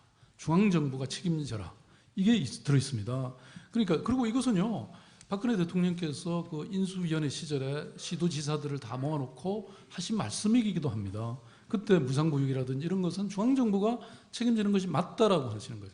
왜냐하면 이것은 지방정부가 부담하기에는 너무나 큰 돈입니다. 그래서 사실 뭐 대립이나 대결이 아니고요. 저희들은 사실 뭐 중앙정부와 지방정부의 관계는 갑과 을의 관계잖아요. 저희들이 그냥 하소연드리고 이렇게 요청 드리는 것이죠. 결국은 최종적인 권한은 중앙정부가 갖고 있는데요. 이 부분에서 저는 큰 철학과 원칙을 좀 중앙정부가 가지셔야 된다. 그러지 않으면 이 문제는요, 서울시만이 아닙니다. 이것은 아마 김문수 지사님을 여기다가 이렇게 모셔다 놓고 이런 말씀하셔도 똑같은 답을 하실 겁니다. 지금 지방자치가 거의 갈림길에 와 있습니다. 이 재정의 어려움 때문에요, 거의 빈사지경에 있는 상태라는 거. 그거는 뭐 지금 얼마 전에 그만두셨지만 시도지사 협의회 의장을 지냈던 김관용 경북지사님도 이해할 자리다. 그다음에 송영길 시장은 뭐 지금 우리는 지방의 출장소로 전락했다. 아니죠, 중앙정부의 지방 출장소로 전락했다. 이런 말까지 하고 있습니다. 이것은 결국 지방정부가 잘 되는 것이 중앙정부가 잘 되는 거 아닙니까? 그런 관점에서 좀 큰 틀의 고민과 결단을 해주셔야 되는 문제다, 이렇게 봅니다. 예, 서울 행정에 관련해서는 한 가지 정도씩 더 질문을 하시고 다음 주제로 넘어가겠습니다. 우리 한 주제. 그 취임 후 가장 처음 결제하신 게 이제 무상급식으로 제가 알고 있는데요. 그 이후에 뭐 정치권에서 각종 이제 무상 복지 시리즈가 이렇게 나왔죠. 뭐 무상 보육도 나왔고 무상 교육, 뭐 반값 등록금 이런 게 나왔는데 그 무상 급식과 관련해서는 허리띠를 졸라매서라도 해줘야 된다라고 하시면서 박근혜 정부의 무상 보육에 대해서는 정부의 지원이 더 돼야 된다. 되게 소극적이시거든요. 이게 어떤 무상 복지 시리즈 중에 어떤 우선순위가 있다고 생각을 하시는지 아니면 뭐 박원순의 무상급식, 박근혜의 무상보육 브랜드가 다르기 때문에 좀 이렇게 차별을 두시는 건지 궁금합니다. 네, 전혀 그렇지 않고요. 사실은 뭐 제가 서울시장으로 당선되던 시기에 여러분 잘 기억하고 계시듯이 그 무상급식이 가장 큰 화두였잖아요. 그래서 저는 그걸 공약으로 내세웠고 그리고 제가 당선됐기 때문에 뭐 그것은 실현하지 않을 수가 없었고요. 그런데 사실 이것도 저는 결국은 중앙정부가 책임지는 것이 맞다고 생각합니다. 왜냐하면 이게 그야말로 보편적 복지잖아요. 그런데 이제 그래도 어쨌든 제가 이것은 뭐 공약했고 시행했기 때문에 이것은 제가 책임을 져야죠. 그렇기 때문에 뭐 금년에도 내년 예산에도 중학교 3학년까지 확대할 예정이고요. 요거는 저희들이 뭐 힘겹지만 문제없이 잘 안착시켜갈 생각입니다. 그런데 이제 아까도 말씀드린 것처럼 무상 그 보육 문제라든지 기초연금 부분은 사실은 뭐 국회와 중앙정부가 이것은 저희 지방정부 한 번의 상의도 없이 했던 사업인데 뭐 얼마든지 그러실 수 있죠. 그리고 저희들은 협력을 해야죠. 그렇지만 우리 지금 현재의 예산과 재정으로는 너무나 힘겹다라고 이렇게 업소를 한 겁니다. 그리고 이번에도 사실 그 무상보육은 저희들이 뭐 6대4 그대로 좀 예산을 편성했지만 기초노령연금의 경우에는 정부가 요청하는 대로 저희들이 다 반영을 했습니다. 그것도 너무 힘겨운 것이죠. 그렇지만 그러니까 서울시 입장에서는 지방정부로서 중앙정부가 결정한 원칙, 정책을 우리가 따라가는 것이 저는 당연한 일이고 그렇게 해야 된다고 생각합니다. 그래서 열심히 하고 있어요. 그런데 이것까지 가게 되면 너무나 힘들기 때문에 이것만은 좀 6대4로 좀 바꿔달라고 하는 이런 업소를 하고 있는 것입니다. 그럼 조금 이 방향을 바꿔봐서요. 이제 경전철하고 이 복지 얘기를 많이 해주셨으니까 이것을 한번 좀 여쭤보고 싶었습니다. 그 영국 대사관이 지금 덕수궁 돌담길을 점거하고 있다는 논란이 생겨가지고 이제 우리 기자들도 많이 취재를 했습니다만 서울시에 확인을 해보니까 이 서울시가 그 덕수궁 돌담길을 영국 대사관이 그 점거하고 있는 부분의 땅을 내준 적이 없는 것으로는 확인이 됐어요. 그 점이 그 사실이 없었습니까? 그 내줬다는 증명 자체가 서울시에 없다는 것이 확인이 됐고 그렇다면 내준 적이 없다는 것으로 지금은 해석을 해야 될 것 같은데 그런데 이 문제가 아직도 이렇게 제기가 됐는데도 해결이 안 되고 있는 것이 이게 이제 바깥에서 보기에는 이게 만약에 일반인이라든지 이를테면 재벌이라든지 이런 사람들이 저기를 점거를 하고 있었다면은 서울시에서 그냥 놔뒀겠느냐? 이 외국의 어떤 대사관이 이걸 점거를 하는 것은 괜찮고 이 한국 사람이 점거를 하는 것은 안 되는 것이고 이런 것인지 왜 이 문제를 그냥 두시는지 한번 질문을 하겠습니다. 예, 뭐 저는 어떤 경우든 간에 그 형평이라고 하는 것이 가장 중요한 가치 중에 하나라고 생각합니다. 그래서 예컨대 뭐 이것뿐만이 아니라 뭐 서울 운동장을 둘러싸고도 서울 광장을 둘러싸고도 굉장히 논쟁이 있지 않습니까? 뭐 민주당이 저렇게 점유하고 있는데 뭐 왜 저대로 두냐? 그대로 두는 건 아니거든요. 저희들 법에 따라서 그 퇴거 통고도 하고 있고 또 벌과금도 지금 저희들이 매기고 있습니다. 그런 것처럼 영국 대사관이라고 해서 뭐 그것이 법령에 위반되는 또 서울시로서는 뭐 청구해야 될 것이 있다면 당연히 해야 될 것이라고 보고요. 아무튼 요점에 대해서는 제가 정확히 챙겨보지는 못했는데요. 챙겨보고 당연히 뭐 퇴거를 요구하거나 인도를 요청할 일이라면 그렇게 하도록 하겠습니다. 그러니까 이게 아무래도 외국 대사관이 관련된 일이라서 그런 것 같은데 그 점을 다시 한번 확인해보고 즉시 조치를 하실 생각이 있는 것입니까? 네, 그럼요. 알겠습니다.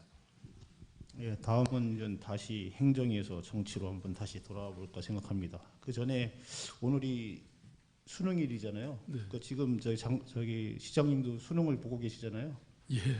근데 입시 제도가 우리나라 상당히 불만이 많은 것 같습니다. 네. 너무 자주 바뀌고 뭐 혹시 수능과 관련해서 입시 제도와 관련해서 어떤 시장님이 어떤 보관이나 있습니까? 좀 이렇게 바꿨으면 좋겠다든가.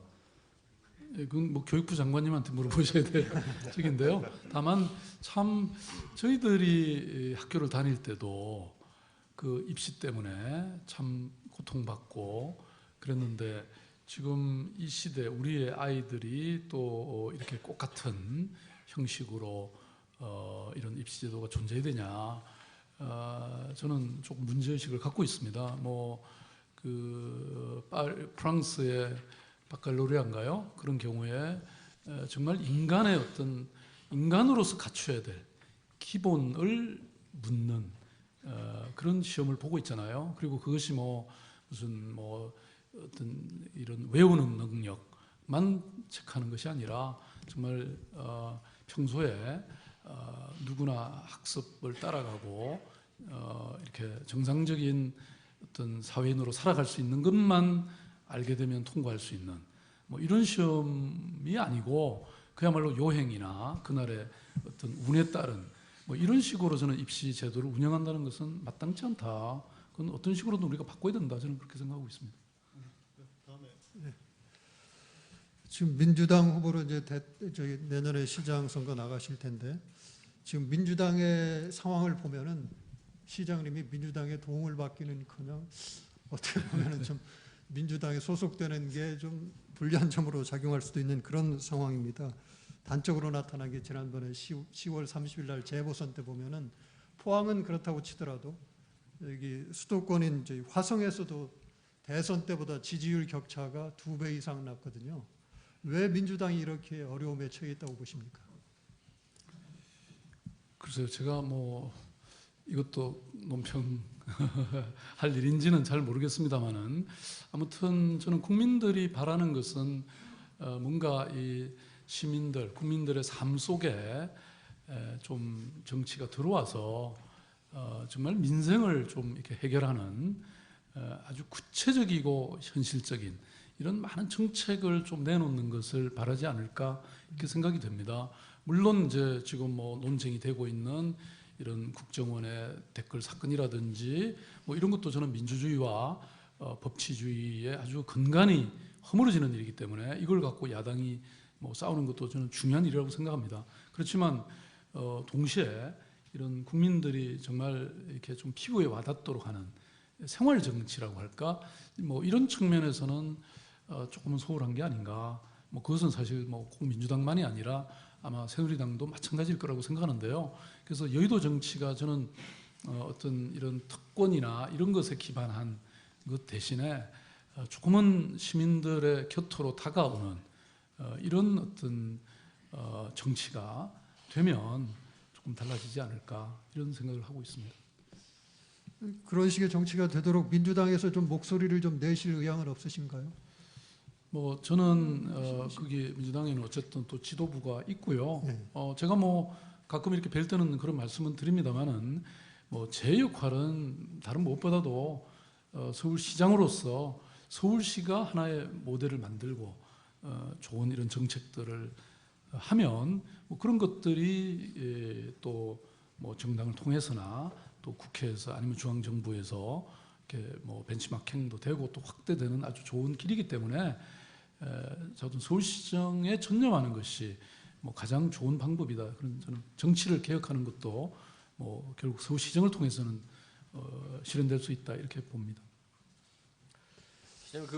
민주당에 이제 많은 정치인이 있습니다만 젊은 정치인 가운데 시장님 보시기에 이런 분들이 좀 나라를 이끌어가면 우리나라가 참 좋아질 것 같다 이렇게 생각하시는 정치인이 있습니까?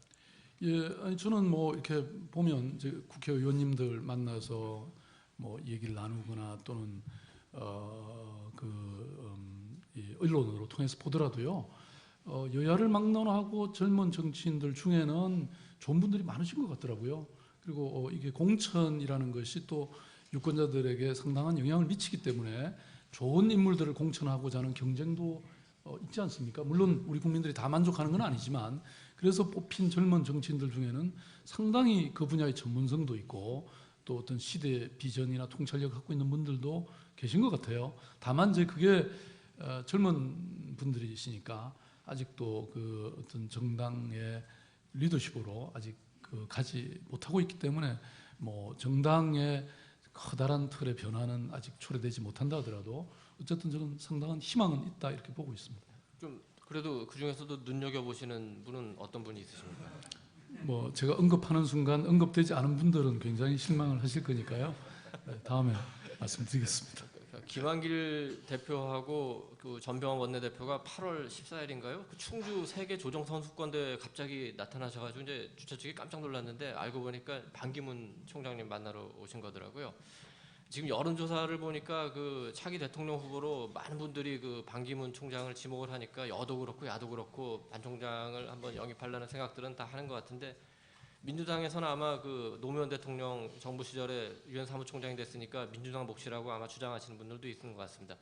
만약에 그 민주당이 반 총장 영입에 생각하면은 성공하면은 시장님은 반 총장을 차기 지도자로 그 적극적으로 밀 의향이 있으세요? 아니 그런 좋은 분을 미리 알아보셔야지 나중에서야 뭐 그렇게 접근하고 그러면 됩니까? 저는 사실 시장 되기 전에도요 반기문 총장님 뉴욕에서 뵙고요 그 사저에까지 가서 구경도 했습니다. 이건 농담 같은 말씀이고요. 이 반기문 총장님은 어쨌든 우리가 많이 부족한 어떤 국제사회에서의 리더십을 확실히 보여주시고 한국의 우리 대한민국의 어떤 위상을 높여준 분이라고 저는 생각이 되고요. 그런 자리에 충분히 자격이 있는 분이다 그렇게 개인적으로 생각하고 있습니다. 그 문재인 의원 경우에 지난 대선에서 많은 표를 받은 이제 그 유력한 정치인이라는 측면이 있고 또 최근에 어제도 검찰에 출두했습니다만 여러 가지 또 논란의 주인공이 되기도 하는데 시장님 보시기에는 문재인 의원은 어떤 정치인이라고 보세요? 문재인 의원님은 사실 저하고 사법연수원 동기입니다. 그래서 이렇게 가까이 볼 수 있는 기회도 있었고요. 또 참여정부에서 어찌됐든 국정의 가장 중요한 직책에 계셨던 것도 사실이기 때문에 그런 과정을 통해서 어떤 국가의 미래 비전에 대한 이런 나름의 어떤 철학이나 그런 통찰력을 갖고 계신 분이 아닐까 그렇게 생각하고 있습니다. 최근에 그 시장님 내신 책을 보니까 시장님이 정치를 그 새로운 시대의 화두를 잡고 그것을 세밀한 정책으로 실천해내는 일이다 이렇게 그 정의를 하셨더라고요. 좋은 말씀인 것 같습니다. 그래서 지금 시장님이 생각하시는 이 시대의 화두는 뭘 꼽고 계십니까? 글쎄요. 제가 이제 이렇게 시민사회에서 오랫동안 활동하고 또 외국에 제가 이렇게 좀 견문할 수 있는 기회가 참 많았는데요. 그런 걸 통해서 보면 저는 기본적으로 우선 가장 중요한 것은 투명성과 책임성, transparency and accountability라고 하는 이 두 가지 화두인 것 같아요. 아마 저는 사회적 신뢰가 사회적 가장 중요한 자산이잖아요. 근데 우리 사회에 이런 신뢰가 무너져 있는 것이 그 가장 큰 원인은 저는 투명성과 책임성의 문제라고 생각합니다. 그래서 저는 서울시장 되고 나서 정말 우리가 작성하는 모든 문서는 원칙적으로 다 공개라, 자동으로 공개라. 그래서 지금 데이터베이스나 지금 이런 것들이 거의 지금 저희들한테는 사실 문제가 생길 수도 있습니다. 기자들 입장에서 볼 때는 우리가 잘못한 거라든지 이런 것들도 다 밝힐 수 있는 것이지만 그래도 다 공개하도록 하고 있는 것도 그런 이유고요. 또 하나 더 말씀드린다면 저는 결국은 창조적 기업가 정신, 창조성과 안트로프로너십이라고 할까? 이것이 저는 정말로 중요하다고 생각합니다. 왜냐하면 우리가 지난 시기까지 굉장히 성공한 산업화를 이끌어왔잖아요. 그런데 이제 지금 2만 불에서 2만 5천 불 시대에서 지금 머무르고 있는 이유는 저는 바로 이런 창조적 정신이 부족한 때문이라고 생각합니다. 이제 남 따라가는 것은 잘했지만 이제 우리가 남을 따라가는 걸 넘어서서 어느 하나의 도약과 비약을 해야 될 텐데 이것은 창조적 정신이 필요한 것이라고 저는 생각하고요.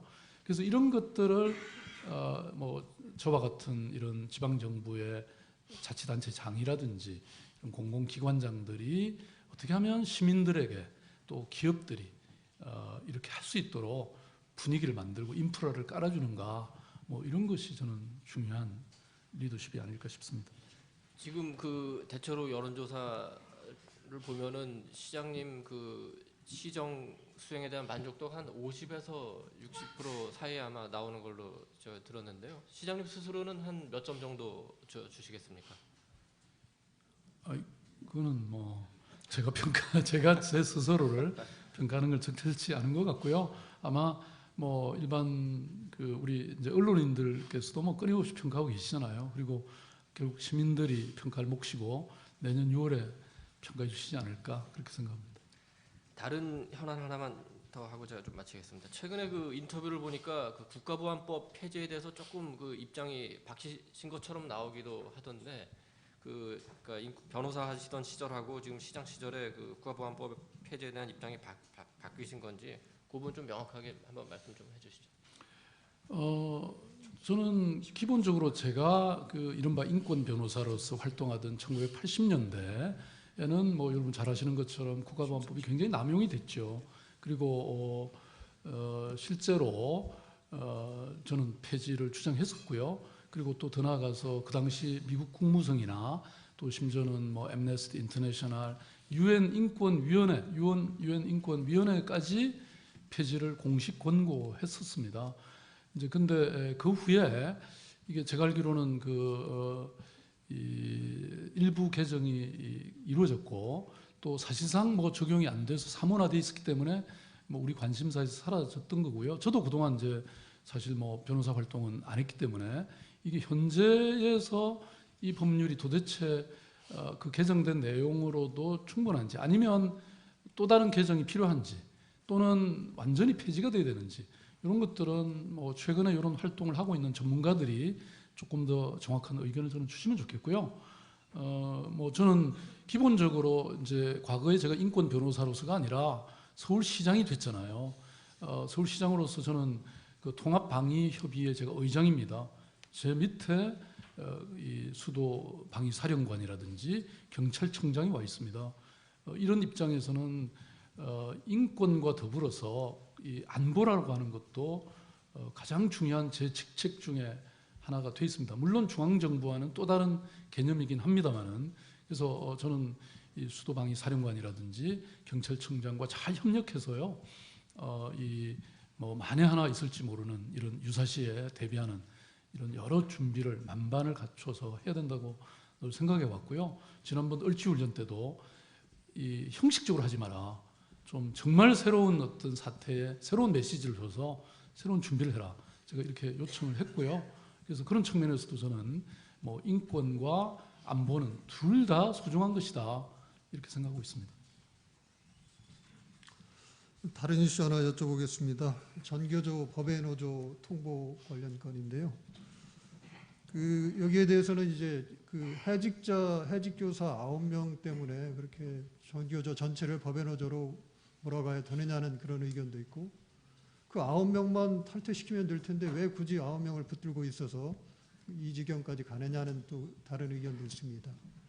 여기에 대해서 박 시장님은 어느 쪽이 옳다고 보시나요? 뭐 저도 아까도 말씀드린 것처럼 서울시장은 갈등의 조정자로서 역할이 참 크더라고요. 그래서 이제 뭐 크고 작은 갈등 사안이 서울시에도 끊임없이 일어나고 있는데 제가 이렇게 이제 갈등 사안을 보면 사실 각자의 고집이 있습니다. 그래서 그 고집을 이렇게 직접 만나서 얘기를 들어보면 한편으로 이해가 되는 거기도 하고 또 때로는 그걸 좀 이렇게 수정할 수 있도록 할 수 있는 부분도 있다고 저는 생각이 됩니다. 그래서 대화를 하다 보면 많은 것이 해결되더라고요. 저도 현장에 나가 보면 뭐 저한테 그냥 막 거의 욕설까지 하거나 뭐 거의 손찌검까지 할 정도의 이런 아주 분노의 감정을 가진 사람들이 있는데요. 근데 제가 이제 보통 그럴 때는 이제 직원들이 저를 이렇게 딴 곳으로 피해서 가게끔 만들거든요. 근데 저는 그거 아니다. 왜 저기 나를 향해서 말하고 있는 사람이 있는데 왜 내가 피하냐? 그래서 저는 갑니다. 가서 얘기를 막상 듣기 시작하면요. 그 분노의 감정이 굉장히 낮춰지고 그리고 조금만 더 얘기하면 아주 합리적인 안이 나오게 되더라고요. 그래서 저는 지금 서울시의 갈등 사안이 뭐 거의 해결이 다 되고 있죠. 심지어는 여러분들 얼마 전까지 있던 그 진주 덩축제까지 지금 우리가 합의를 하지 않았습니까? 지금 남아 있는 것은 그 저기 인천에 우리 쓰레기 매립장, 수도권 매립장 하나 남아 있는데 뭐 그것도 쉽지는 않지만 결국은 저는 잘 해결될 것이라고 믿고 있고요. 그래서 이 부분도 사실 뭐 이 정교조 입장에서 보면 어찌 보면 그 몇 명의 조합원이긴 하지만 그 자기 조합원들을 이렇게 탈퇴시키는 것이 아마 자존심이나 이런 것이 용납하지 않을 것 같고요. 또 한편으로 보면 그 몇 명 때문에 또 법의 내오조로 되는 것에 그게 과연 합리적인가 뭐 이런 여러 평가의 지점이 있다고 보고, 그럼 정부의 입장에서도 아니 그렇다고 그걸 곧바로 법의 노조로 해서 계속 이 갈등을 우리 사회에 가져오는 것이 정부로서도 그게 이익이 되는 것인가에 대해서는 한번 판단해서 이 대화의 장을 마련해서 하다 보면 저는 반드시 해결책이 나올 거라고 저는 생각하거든요. 그리고 그 갈등의 해결에 있어서는 가장 중요한 것은 상호에 대한 인정, 신뢰라고 생각합니다. 저는 한국 사회가 이제 이 정도 성숙했으면 뭐 그 갈등이 초래하는, 제가 어디서 자료를 보니까 256종가의 이 갈등 때문에 생겨나는 어떤 비용이 발생한다고 하더라고요. 그래서 이런 것들을 좀 우리 정부나 행정기관이 좀 앞장서서 그 민원과 이런 갈등 사안을 좀 신뢰를 갖고 다갔으면 많은 점에서 해결되지 않을까 저는 그렇게 생각하고 있습니다. 지금 말씀하신 이 갈등의 문제가 우리 사회 갈등의 원인의 가장 큰 부분을 차지하는 게 아마도 이념 문제 같은데요. 지금 아까 처음에 말씀드렸던 그 통진당 그 해산 청구 사건도 그렇고 지금 전교조 문제도 그렇고 다른 또 여러 가지 문제들도 있고 어쨌든 간에 이 이념 갈등이 마치 해방 이후에 좌우 대립을 보는 듯한 그 시대로 돌아가는 듯한 그런 걱정도 드는 지경에 이르렀습니다. 이 이념 갈등 문제 어떻게 풀어가야 되겠습니까? 저는 윤 의원님 말씀과 그 우려에 뭐 전폭적으로 동의하고요. 그 사실 뭐 저는 이념의 시대는 끝났잖아요. 이미 동서냉전 갈등이 끝난 지는 오래됐고요. 물론 우리는 이제 남북 분단이라고 하는 특수한 상황이 있기 때문에 이해는 갑니다만은 그럼에도 불구하고 저는 우리 내부에서의 어떤 합의와 이런 상생의 구조를 만들어내지 못한다면 그것은 결코 뭐 북한과의 어떤 대결이나 이런 관계에 있어서도 결코 좋은 것이 아니라고 생각이 됩니다. 저는 사실 아까 제가 말씀드린 것처럼 저는 비교적 진보적인 입장에서 과거에 시민사회 운동을 해왔지만 이렇게 조금만 보수적인 분들하고 만나서 얘기를 해보면 뭐 얘기가 상당한 정도로 좀 통한다고 생각하고요. 또 시장이 되고 나서도 제가 일부러 보수적인 단체들하고의 관계를 강화하고 있습니다. 제가 보훈 정책을, 그러니까 보훈 단체들의 애로나 힘든 점이 뭔지를 다 우리 그 이 복지 건강 실장을 보내가지고요, 다 민원을 들었고 그것을 일괄적으로 해결하는 종합 정책을 발표하기도 했습니다. 어찌 보면 뭐 그런 서로의 배려를 하면 결국은 이런 갈등이나 어떤 극적인 이런 문제는 생겨나지 않지 않겠는가. 그것이 갈등 조정자로서의 역할, 그것에 충실한 게 아닌가 이렇게 생각이 되고요. 아무튼 좀 우리 사회도 전반적으로 서로가 대화하고 만나고 협의하고 뭐 이런 어떤 분위기라고 할까요? 이런 걸 만들어가는 게 저는 중요하다고 생각합니다. 네. 그러면은 다음에는 또 시장님 또 여러 개입과 관련한 문제들도 있는 것 같습니다. 그 우리 한준규 차장. 좀 가벼운 질문 하나 드리겠습니다. 그 시장님 집무실에 가면 이렇게 엄청나게 많은 양의 스크랩이 있는데 다시 생각을 해보면 한국은 IT 강국 아닙니까? 근데 검색만 하면 쉽게 찾을 수 있는 정보들이 많은데 이렇게 굳이 힘들게 스크랩하는 이유가 있으신지, 혹시 한국의 검색 기술을 뭐 못 믿으시거나 검색 활용 능력이 떨어지시는 건 아닌지, 그리고 이 스크랩이 손님들한테 보여주는 그런 효과를 노리신 거 아니신가요? 예. 제가 뭐 SNS나 소셜 미디어를 우리나라에서 최고로 잘 이용하는 사람인 걸 알고 계시잖아요. 제가 트위터 팔로워가 지금 한 75만 명 정도 됐거든요. 그리고 일주일에 그래도 한 토요일, 일요일 같은 날은 몇 시간씩 하기도 합니다. 그래서 이 인터넷을는 뭐 저는 잘 활용하고 있는 정치인 중에 한 명이다 이렇게 제가 생각이 되고요. 다만 스크랩은 제 고질병입니다. 제가 대학 시절부터 여기 계시는 언론인들이 쓰신 많은 글들을 제가 스크랩 했는데요. 사실 스크랩이라는 게 중요한 것은 단순히 뭐 모아둔다는 의미를 넘어서서요. 스크랩을 잘라서 기사를 잘라서 어느 파일에 넣을 건지 고민을 하게 되잖아요. 그걸 제가 풀로 붙여가지고 이면지에다 붙여서 그걸 이렇게 또 뭐죠 상공 펀치로 뚫어서 넣는 그 과정이 취미나 그 손님 효과로 하기에는 너무나 오랜 시간이 걸리는 겁니다. 그런데 이제 이런 걸 하다 보면 제 나름대로 아까 제가 어떤 시대에 대한 통찰력이 필요하다고 말씀드렸는데요. 그런 걸 고민하게 되는 과정이 되는 것 같아요.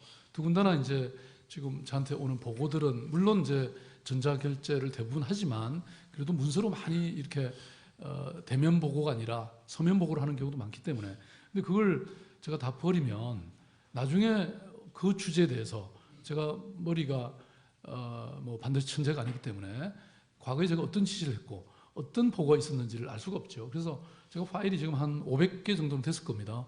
그래서 저는 예컨대 문화 예술 분야라고 하면 그게 뭐 한 100여 개는 있기 때문에 그 제가 해왔던 일 그리고 앞으로 해야 될 일 이런 거를 하고 있죠. 그래서 신문 여러분 언론인들이 쓰시는 그 신문 기사를 저는 하나도 버리지 않습니다. 제가 아무리 바빠도요. 물론 다는 못 보지만 이렇게 골라서 보긴 하지만 보면서 서울시에 관련된 기사뿐만 아니라 뭐 다른 도시나 다른 국제 도시 것도 제가 보고 그럼 반드시 해서 해당 부서에 전달을 하거나 아니면 제가 거기에 꼭 끼워놓고 그렇게 하고 있습니다. 그 방금 SNS 말씀을 해주셨는데요. 트위터 팔로워가 75만이면은 어떻게 보면 그건 굉장히 큰 정치적인 자산이 될 수도 있을 것 같다라는 생각을 늘 해왔습니다.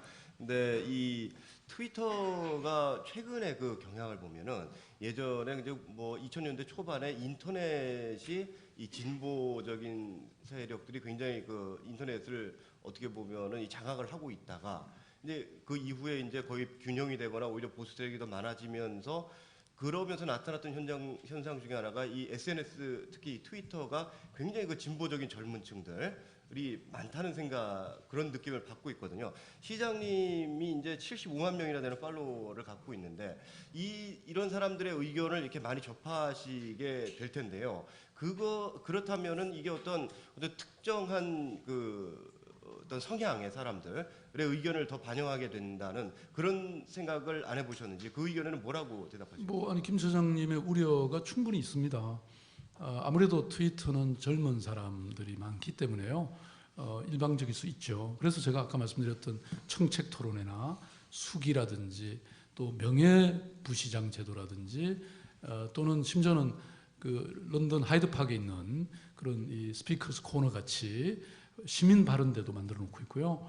뭐 아주 굉장히 다양한 오프라인의 이 그 시민 의견 청취의 수단들, 채널들을 만들어 놓고 있고요.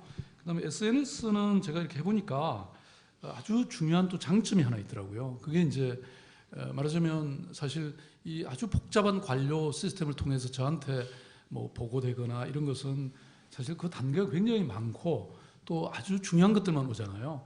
근데 이 SNS를 통해서는 아주 사소하지만 시민들에게는 굉장히 피부에 와닿는 많은 민원들이 옵니다. 그래서 그런 것들을 제가 이걸 통해서 해결을 많이 하고 있거든요. 그리고 제가 이걸 이렇게 뭐 가끔 들어가서 보고 있다는 것, 또 이런 건 시정을 해달라고 하는 그 지시를 사실 트위터를 통해서도 하고 있습니다. 그러다 보니까 우리 서울시의 17,000명의 공무원들이 이걸 이제 보게 되죠. 그러니까 지금 민원 해결의 속도가 굉장히 빨라졌습니다. 아마 저는 그걸 농담으로 광속행정이다 이렇게 말하고 있는데요. 그 트위터 글 속에는 어제 내가 지적했는데 오늘 가보니까 이게 바뀌어졌더라 이런 얘기들도 많습니다. 그런 장점을 잘 활용하는 것이 중요한 게 아닌가 싶습니다. 예, 그와 관련해서 저도 한 가지 할 말이 있는데 어제 제가 한번 실험을 해보느라고 우리 동네 사진 하나 찍어갖고 소장님 이거 고쳐주세요 올렸는데 전혀 그 반응이 없더라고요 아직까지.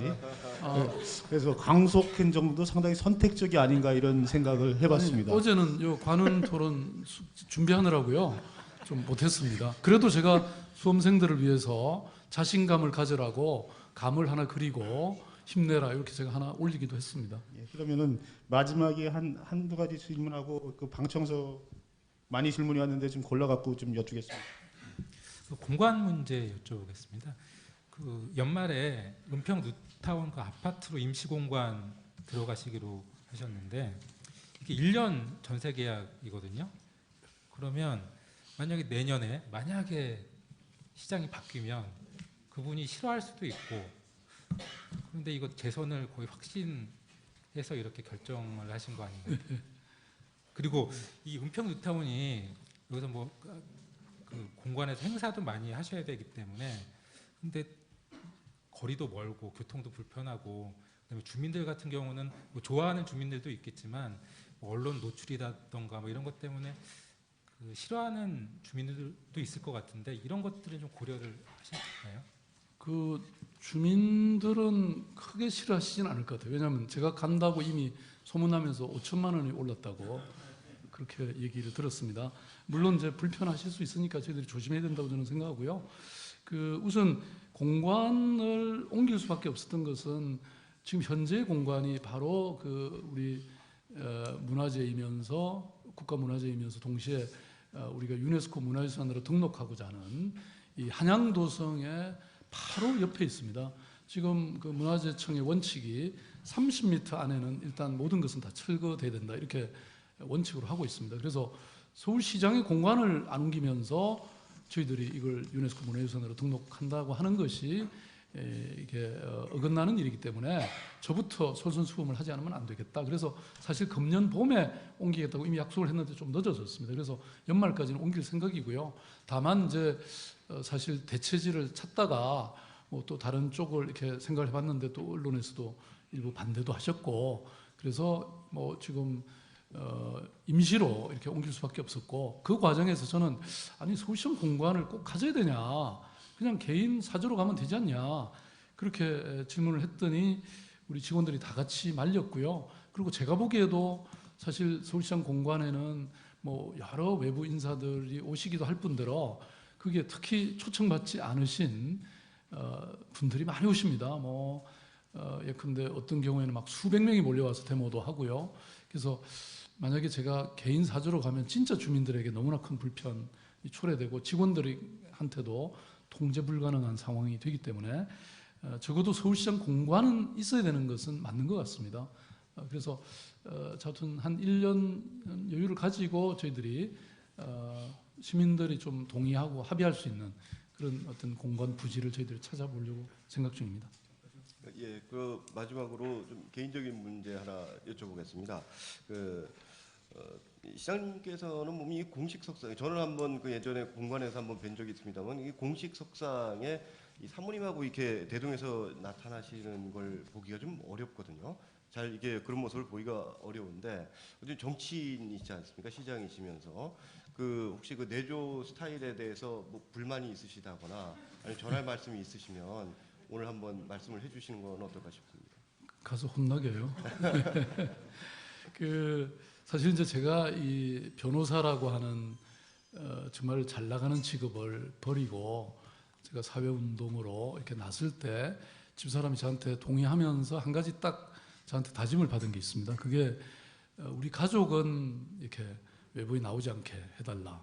그래서 그걸 많이 잘 지킨 셈이었는데 갑자기 이렇게 선거로 나오면서 그 약속을 깨게 됐고요. 그리고 뭐 이건 하나의 에피소드입니다만은 그 선거하는 날, 투표하는 날 저는 오전에 가야 되는데 같이 안 가겠다는 거예요.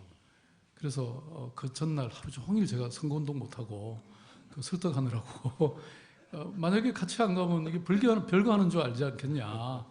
그래갖고 간신히 설득해서 같이 나갔는데요. 그러니까 밖에 나가는 걸 굉장히 싫어합니다. 그 대신 아마 공간 행사할 때는 또 같이 옆에 있었잖아요. 네, 그런 자신의 또 원칙이 있는데 제가 그까지 강제할 수는 없었다는 말씀드립니다. 네, 이것으로 패널 질문은 마무리하겠습니다. 지금 방청석에서 몇 가지 질문이 왔는데 질문이 중복되지 않는 선에서 제가 몇 가지 그냥 다 한꺼번에 읽어드릴 테니까 짧게 대답을 해주셨으면 좋겠습니다. 안병준 인터넷신문 심의위원장께서 주신 질문입니다. 380년 역사의 남산알터 석호정은 서울의 대표적 문화공간입니다. 그러나 이게 폐지되려고 했는데 2010년 서울시는 피막골 육조거리 등과 함께 석호정까지 폐쇄하려 했으나 박 시장의 노력으로 존치는 되었습니다. 그러나 44년간 자율관리되어 오다 전임 시장과의 갈등으로 입찰 관리되면서 여러 가지 무질서하고 최근엔 안전사고까지 발생했습니다. 다시 예전식으로 돌릴 용의는 없으신지요? 라는 게 이제 하나의 질문입니다. 또 하나는 이성춘 전임 총무님께서 주신 질문입니다. 소위 시민사회단체가 정부 및 지자체의 자금 지원을 요구하고 받는 일이 타당한 일인가? 서울시는 시민단체에 대한 지원을 중단할 용의가 있는가? 이게 있고요. 어느 한 회원분께서 국회의원 낙천 운동이 대법원에서 불법으로 판결이 났다. 이에 대한 박 시장님의 생각은 어떤가? 이렇게 질문하셨습니다. 나머지 질문은 좀 중복되는 것 같아서 좀 뺐습니다. 이 세 가지 부분에 대해서 좀 답변 부탁드립니다. 그 안병준 선생님 말씀의 석호정은 저는 그것도 아주 굉장히 중요한 역사 유산인데 그래서 그걸 살리는 것으로 결정을 했고요. 다만 운영 방법에 대해서는 말씀하신 거 참고해서 결정하도록 그렇게 하겠습니다. 그다음에 이성춘 선생님 말씀하신 시민사회단체에 대한 보조금 문제는 사실 이 시민사회단체는 기본적으로는 자립하는 것이 저는 중요하다고 보고요. 다만 이제 서울시나 우리 정부 입장에서 보면 또 이런 많은 일들을 또 시민사회단체와 함께 할 수밖에 없는 부분이 많습니다. 그런데 영국에도 그 보수당 정부 들어서면서 데이빗 카메론 수상이 빅 소사이어티라고 하는 큰 방향을 내놓지 않았습니까? 그것도 결국은 이런 풀뿌리 시민사회 또는 사회적 기업 쪽과 함께 하겠다고 하는 그런 이 원칙이고요. 그러니까 선진국일수록 정부가 직접 모든 것을 다 하는 게 아니라 이런 많은 민간단체들과 함께 하는 것이어서 아무튼 저희들이 그렇게 생각하고 있고 특히 그런데 그냥 나눠주는 것이 아니라 그 하는 일을 정확히 측정해서 평가를 해서 하도록 하는 방법을 최근에 서울시가 도입했습니다. 그게 이른바 사회 영향 연계 채권이라는 건데요. 소셜 임팩트 본드라는 것인데 영국을 중심으로 해서 새로운 이 사업으로 이렇게 진행되고 있어서 저희들이 그걸 최근에 자살 방지와 관련해서 이 정책을 채택했다는 말씀드리고요. 그 다음에 이 대법원 판결을 그때 낙선운동 때문에 제가 유죄 판결을 받았죠. 그래서 벌금형을 50만 원을 받아서 납부한 적이 있습니다. 그래서 그때 당시에는 제가 이런 논리로 설명을 했는데요. 그 마틴 루터 킹도 그 당시에는 감옥을 갔었잖아요. 그러니까 사회 운동가 입장에서 보면 사실 어떤 악법이 있을 때 그 악법을 때로는 폐지시키기 위해서라도 그런 불법을 말하자면 감수하고라도 하는 일이 저는 정당화될 수 있다. 그러니까 합법성이라는 것과 정당성이라는 개념은 좀 다르다 이렇게 생각을 했었습니다.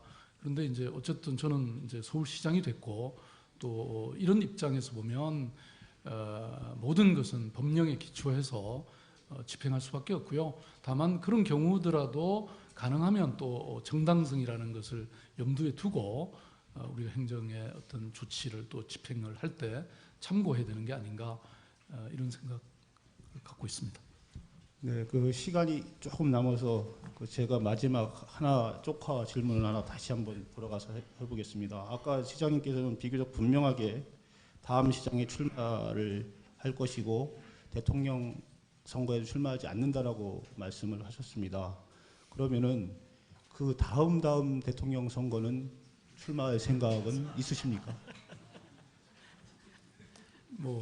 거기까지도 요구를 하시는군요. 좀 지나치시다고 생각하지 않으시나요? 네. 예, 그 답변의 여지가 있는 걸로 해석하고 마치겠습니다. 질문. 하여간 오늘 우리 박 시장님이 마침 그 수능 날 또 저희 간호클럽에서 수능을 보셨습니다. 아마 그 성적표는 수능 시험이 한 달 후에 나오듯이 우리 성적표는 아마 내일이나 모레 정도 신문을 통해서 나오지 않을까 생각합니다. 하여간 오늘 여러 가지 까다로운 질문들이 있었을 텐데 상당히 성의 있고 준비해서 답변해 주셔서 감사드립니다. 그리고 청중석도 상당히 집중력을 보여주셔서 또 좋은 토론회가 된 것 같습니다. 그럼 이것으로 박 시장님 토론회를 마치겠습니다. 감사합니다.